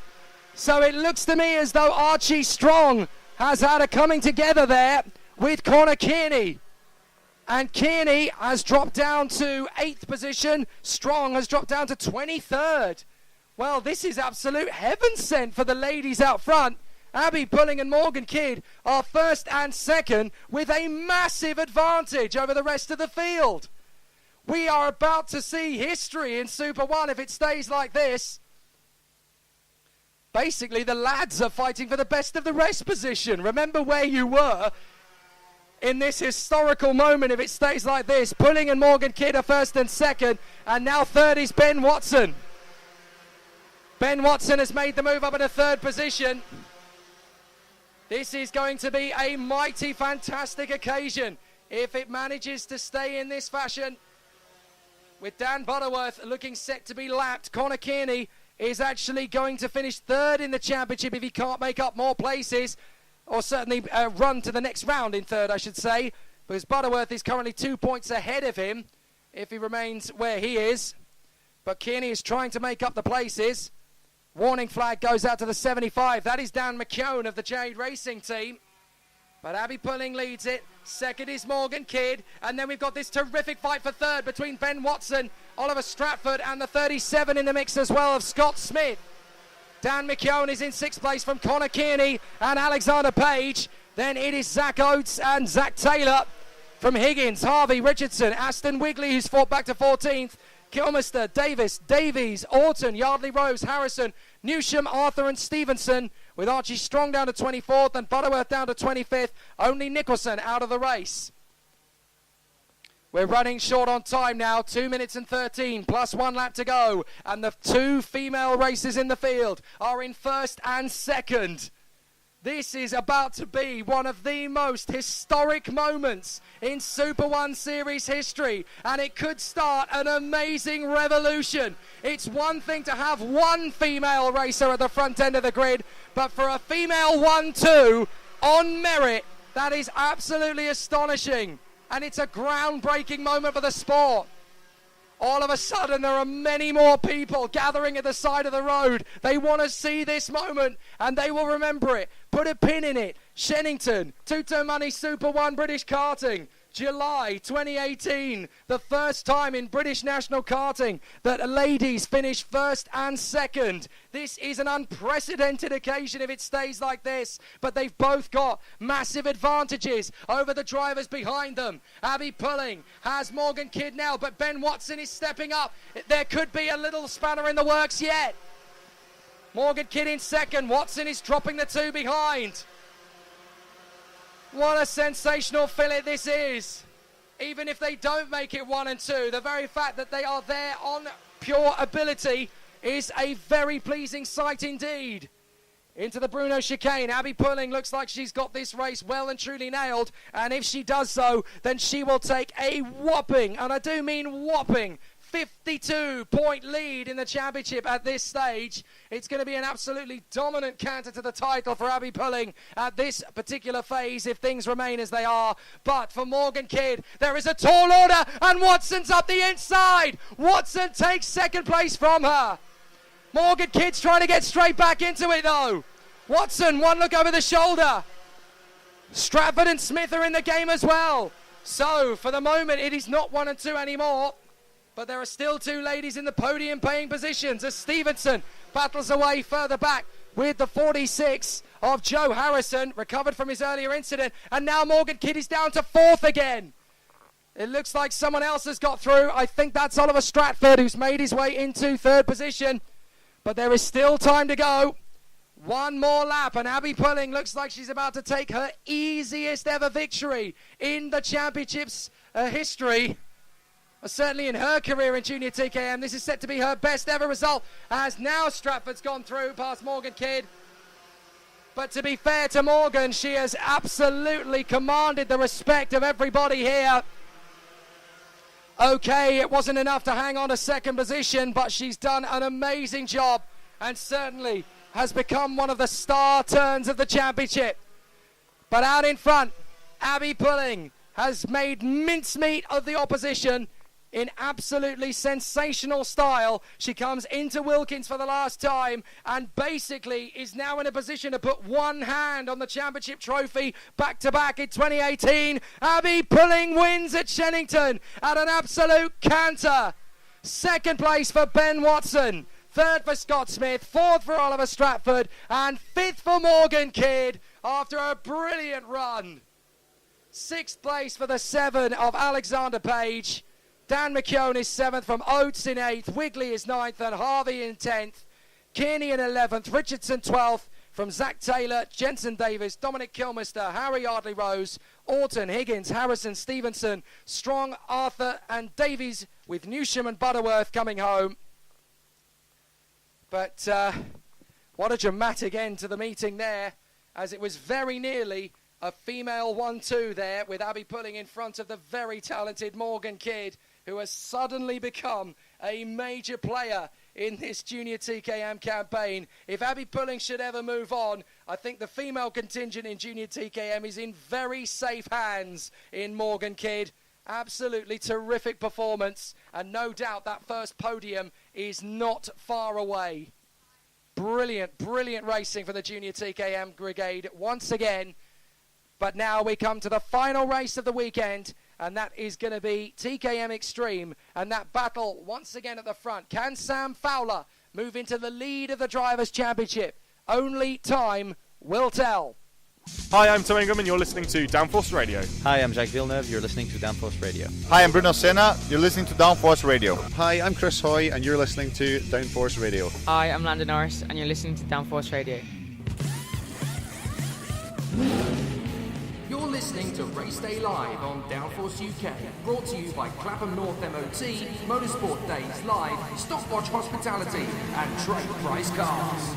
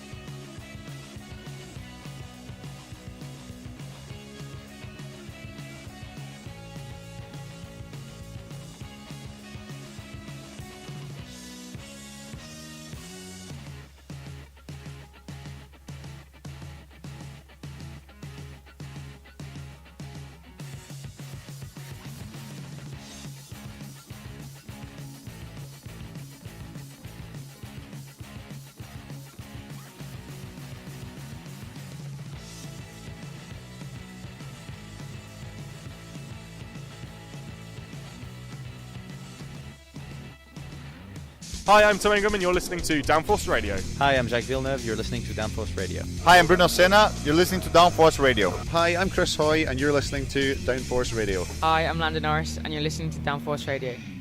So the last race of the weekend then is going to come from TKM Extreme, with Sam Fowler just one race away from claiming the championship lead at the halfway stage of the 2018 campaign. You never know. There's a good chance he could get this done. But Joseph Reeves-Smith alongside him is eager to take a race victory, having come so close over the last 3 races. He has the ability to do it, and round here he is a demon. So there is absolutely no chance at all he's going to make this easy for Sam Fowler. That second row of the grid has plenty of talent on it as well, of course. Max Goldsmith and Louis Bevan are going to make this a very tough battle as well. We have got so much to come from this particular battle. And of course, let's not forget that Chris Whitten is still there in the top 6 on 5th position. And crucially, he's on that inside line for the first corner as well. We've seen so many times this weekend those drivers on the inside line gaining the initial upper hand. So if he can sweep in there with Goldsmith and the race leader from pole position, Sam Fowler, there's a great chance that Whitten will get another opportunity to go for victory. But thus far, this championship keeps turning on a dial, and the championship leaders keep changing through this season. But this time, it looks as though Sam Fowler has got the consistency, the speed and the mentality to keep things flowing as they head to the next round of the championship. But there's still an awful lot to do. The gate goes up, the green flag flies. Let's go racing for the last time. Sam Fowler, Joseph Reeves-Smith, Max Goldsmith, Louis Bevan, Chris Whitten and Pete Newman. Then it's Ryan Cole and Harry Moore, Christian Briley and Rob Wellham from Lee Whittingham and Austin Monday, Ross Deal and Joe Stockford, Carl Sprout and Josh Sheriff, Theo Hesketh and James Pashley, Joe Fowler and Lewis Wadley, Matthew Horton and John Hogan, Jack Darton and Nathan Wells, Zach Bowen, Reese Cullen-Jones, Matthew Ayres, Gavin Pitt, James Whittaker, Samuel Johns, Mitchell Ball, Adam Sparrow way down the order from Colin Morris and Owain Rosser. So now it's time to figure out who is going to leave here as the championship leader. We've got somebody having broken down already. Someone has broken down on the way past the pits bend. Yellow flags are waving. And it looks as though we've got a retirement before the race has even got started.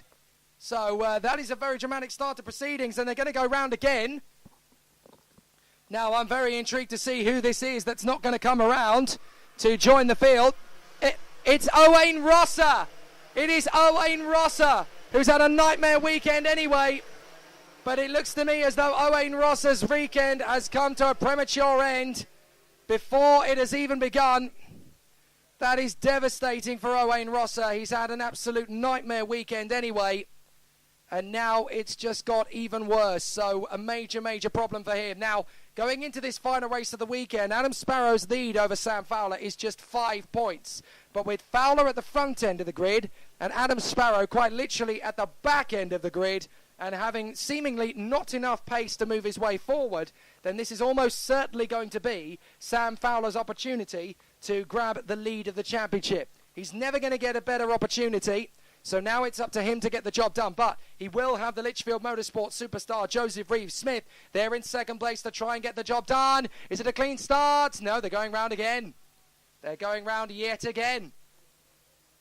So I'm not entirely sure what that's for. Is that still the clean-up job for Owain Rosser? Either that or the field just wasn't quite in position. So as if there wasn't enough tension for the race leader, Sam Fowler, to try and take the lead of this championship, there is still no start. So the battle will continue once again as the drivers get themselves ready for more.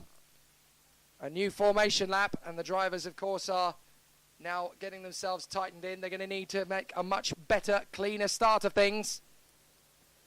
But for Sam Fowler, this is a golden opportunity to move into the lead of the championship at this 1,018-metre circuit. The Monza of British karting. Super fast, incredible speed, great overtaking opportunities, but amazing racecraft guaranteed. So let's see how the drivers get themselves up to speed. They're going to need to bunch up much, much tighter this time. And as the TKM Extreme field is ready to get going, it's going to be an interesting start. Are they going to get it this time? Yes, they are. And it's a good start from Sam Fowler. Straight away into the first corner. He's going to be pursued by Max Goldsmith, but Joseph Reeves-Smith hangs on in there and grabs second position back again as they are clean through Cafe Corner for the first time. Not many major problems at Cafe Corner this weekend, certainly on the first lap, so good to see them all sweeping through up to Stratford Hairpin. Are they going to be all right and clean through this time by? Looks like it. No yellow flags at the moment, and it's Joseph Reeve-Smith in the lead. Joseph Reeve-Smith has come through to first, and Goldsmith has come through to second. So Sam Fowler down to third, but that's still going to give him plenty of points to move into the lead of the championship. All he's got to do effectively is keep himself relatively close to the top end of the field, and he will have done enough. Adam Sparrow, meanwhile, really struggling and looks likely to lose the lead of the championship. And to show you just how close the 2018 championship is in TKM Extreme, if things were to stay as they are now, then incredibly, Sparrow would drop down to, well, third position in the championship, but if he continues to have a disappointing run of it, he could end up finding himself as low as 8th in the championship by the end of this one. But he has gained an awful lot of paces. He's up to 28th now. So he is starting to make up progress. So here they come. Sam Fowler trying to win the championship this year and certainly looking likely to take the lead of it if he remains in third place. Joseph Reeve-Smith is battling with Max Goldsmith, who is desperately trying to get into the lead of this race. Sam Fowler right there with them. Then it's Pete Newman in front of Louis Bevan. 6th place is Harry Moore from Witton, Welham, Whittingham, Cole, Brierley, Deal, Monday, Hesketh, Sheriff, Stockford and Horton. Some spectacular battles to come in this one, with several drivers looking to move their way forward. Both Adam Sparrow and Joe Fowler looking likely to drop down the order in the top 10 of the championship standings, with Fowler and Witton set to overtake championship leader Adam Sparrow. And that would give Sam Fowler a 19-point lead over Chris Witton if things were to remain as they are, and a 20-point advantage over Adam Sparrow too. So Sparrow is touch and go as to whether he's going to be second or third in the points as he leaves this place. Sam Fowler's gone into second, and now the lead. Brilliantly done. Sam Fowler makes the move on Goldsmith in the final turn and then gets the move on Joseph Reeve-Smith. So it looks as though Sam Fowler's going to make this one work beautifully in his favour. Witton, by the way, has dropped down behind Welham and down to 8th position. Now that means that Sparrow is back in a second in the point standings effectively. So if Chris Witton can get back into the top 7, he will claim second in the point standings. But as it stands at the moment, Fowler has a 21-point advantage over Adam Sparrow. But it's going to be a 23-point advantage this time because he's taken the lead back. So as they come across the start-finish line, Sam Fowler looking good in the lead. 23 points clear in the championship fight. Reeve-Smith in second. Third is now Newman in front of Goldsmith and Harry Moore, who's got past Louis Bevan. Behind them is Rob Welham with Chris Witton, and they are trying to close up on the remainder of the field. It's going to be a tough battle for certain. They are signalling to each other, come on, let's work together and catch up to the top 6. But it is Sam Fowler who's made a very convincing argument for the championship lead this weekend. He's having the same sort of dominant performance as Joe Fowler had at the first round of the championship at Lark Hall, as the number 9 receives a warning flag that time. That is Lee Whittingham, who is trying to get himself back up into a championship winning position himself. He was one of the contenders for the title going into this season. And it looks like Ross Steele's lost a massive amount of places. So Ross Steele's dropped back. He's dropping back again as he tries to get back into his rhythm, but he's now allowed Zach Bowen and Lewis Wadley to get through, so that drops Ross Steele down to 18th place. Not exactly where he wanted to be. Christian Brierley's moved his way forward as well now. He's up to 7th place. In there behind is Lee Whittingham, Robert Welham and Chris Witton. So Witton's struggling at the moment, but Brierley moving up to 7th place is enough to put him in joint 3rd in the championship standings with Chris Witton. So much is riding on this with the points tally so close behind them. So they're going to need to keep on moving on. Sparrow's made up another couple of places. That puts him on 651 in terms of points scored. If he can keep this kind of pace, he makes another dive up the inside and gets through past the 31 of Joe Fowler. So that puts Sparrow up into 23rd. There is a potential here that Adam Sparrow could take away some of the deficit that Sam Fowler is going to take the lead of. 6 minutes and 55 plus that additional lap. Really exciting racing and terrific sportsmanship from the guys out there as they continue to jockey for position. Sam Fowler leading Joe Reeve-Smith. Pete Newman in third from Goldsmith. Moore in fifth from Bevan, Brierley, Whittingham, Wellham, Cole and Monday. They come through Pitts Bend once again into Cafe Corner. And that's a move for the lead from Joe Reeve-Smith. He takes over the lead of the race in Cafe Corner. Good bit of driving there.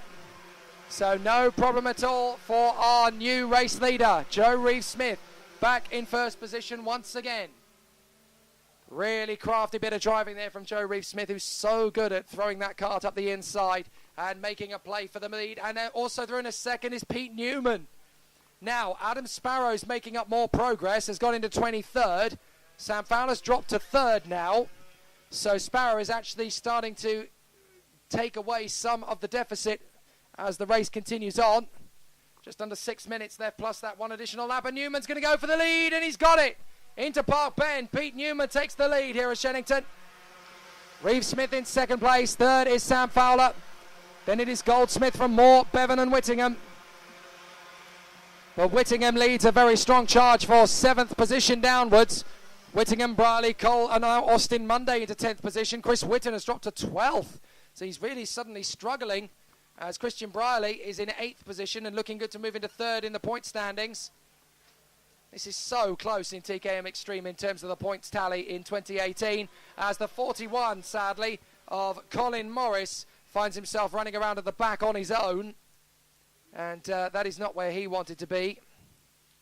So Joseph Reeve-Smith back in the lead again in front of Pete Newman, but not for long as Newman straight back on the inside.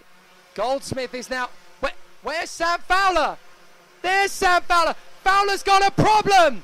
Sam Fowler's got a throttle problem. He's got one hand on the engine, trying to get the throttle down with his finger. Sam Fowler, the race leader's in dire problems. The throttle has gone. He's clearly there using he's using his right hand to try and get power from the engine to see if he can get any points out of it. But Sam Fowler is in dire jeopardy. There he is at Bruno Chicane. Sam Fowler is going to be touring in. Oh, a chance to take the lead in the championship is about to evaporate for Sam Fowler. It was all going so well. Now it's Pete Newman who leads the way. Joe Reeve-Smith in second from Bevan, Goldsmith and Harry Moore. Well, if things keep on going the way they are, Christian Brierley might take the lead of the championship.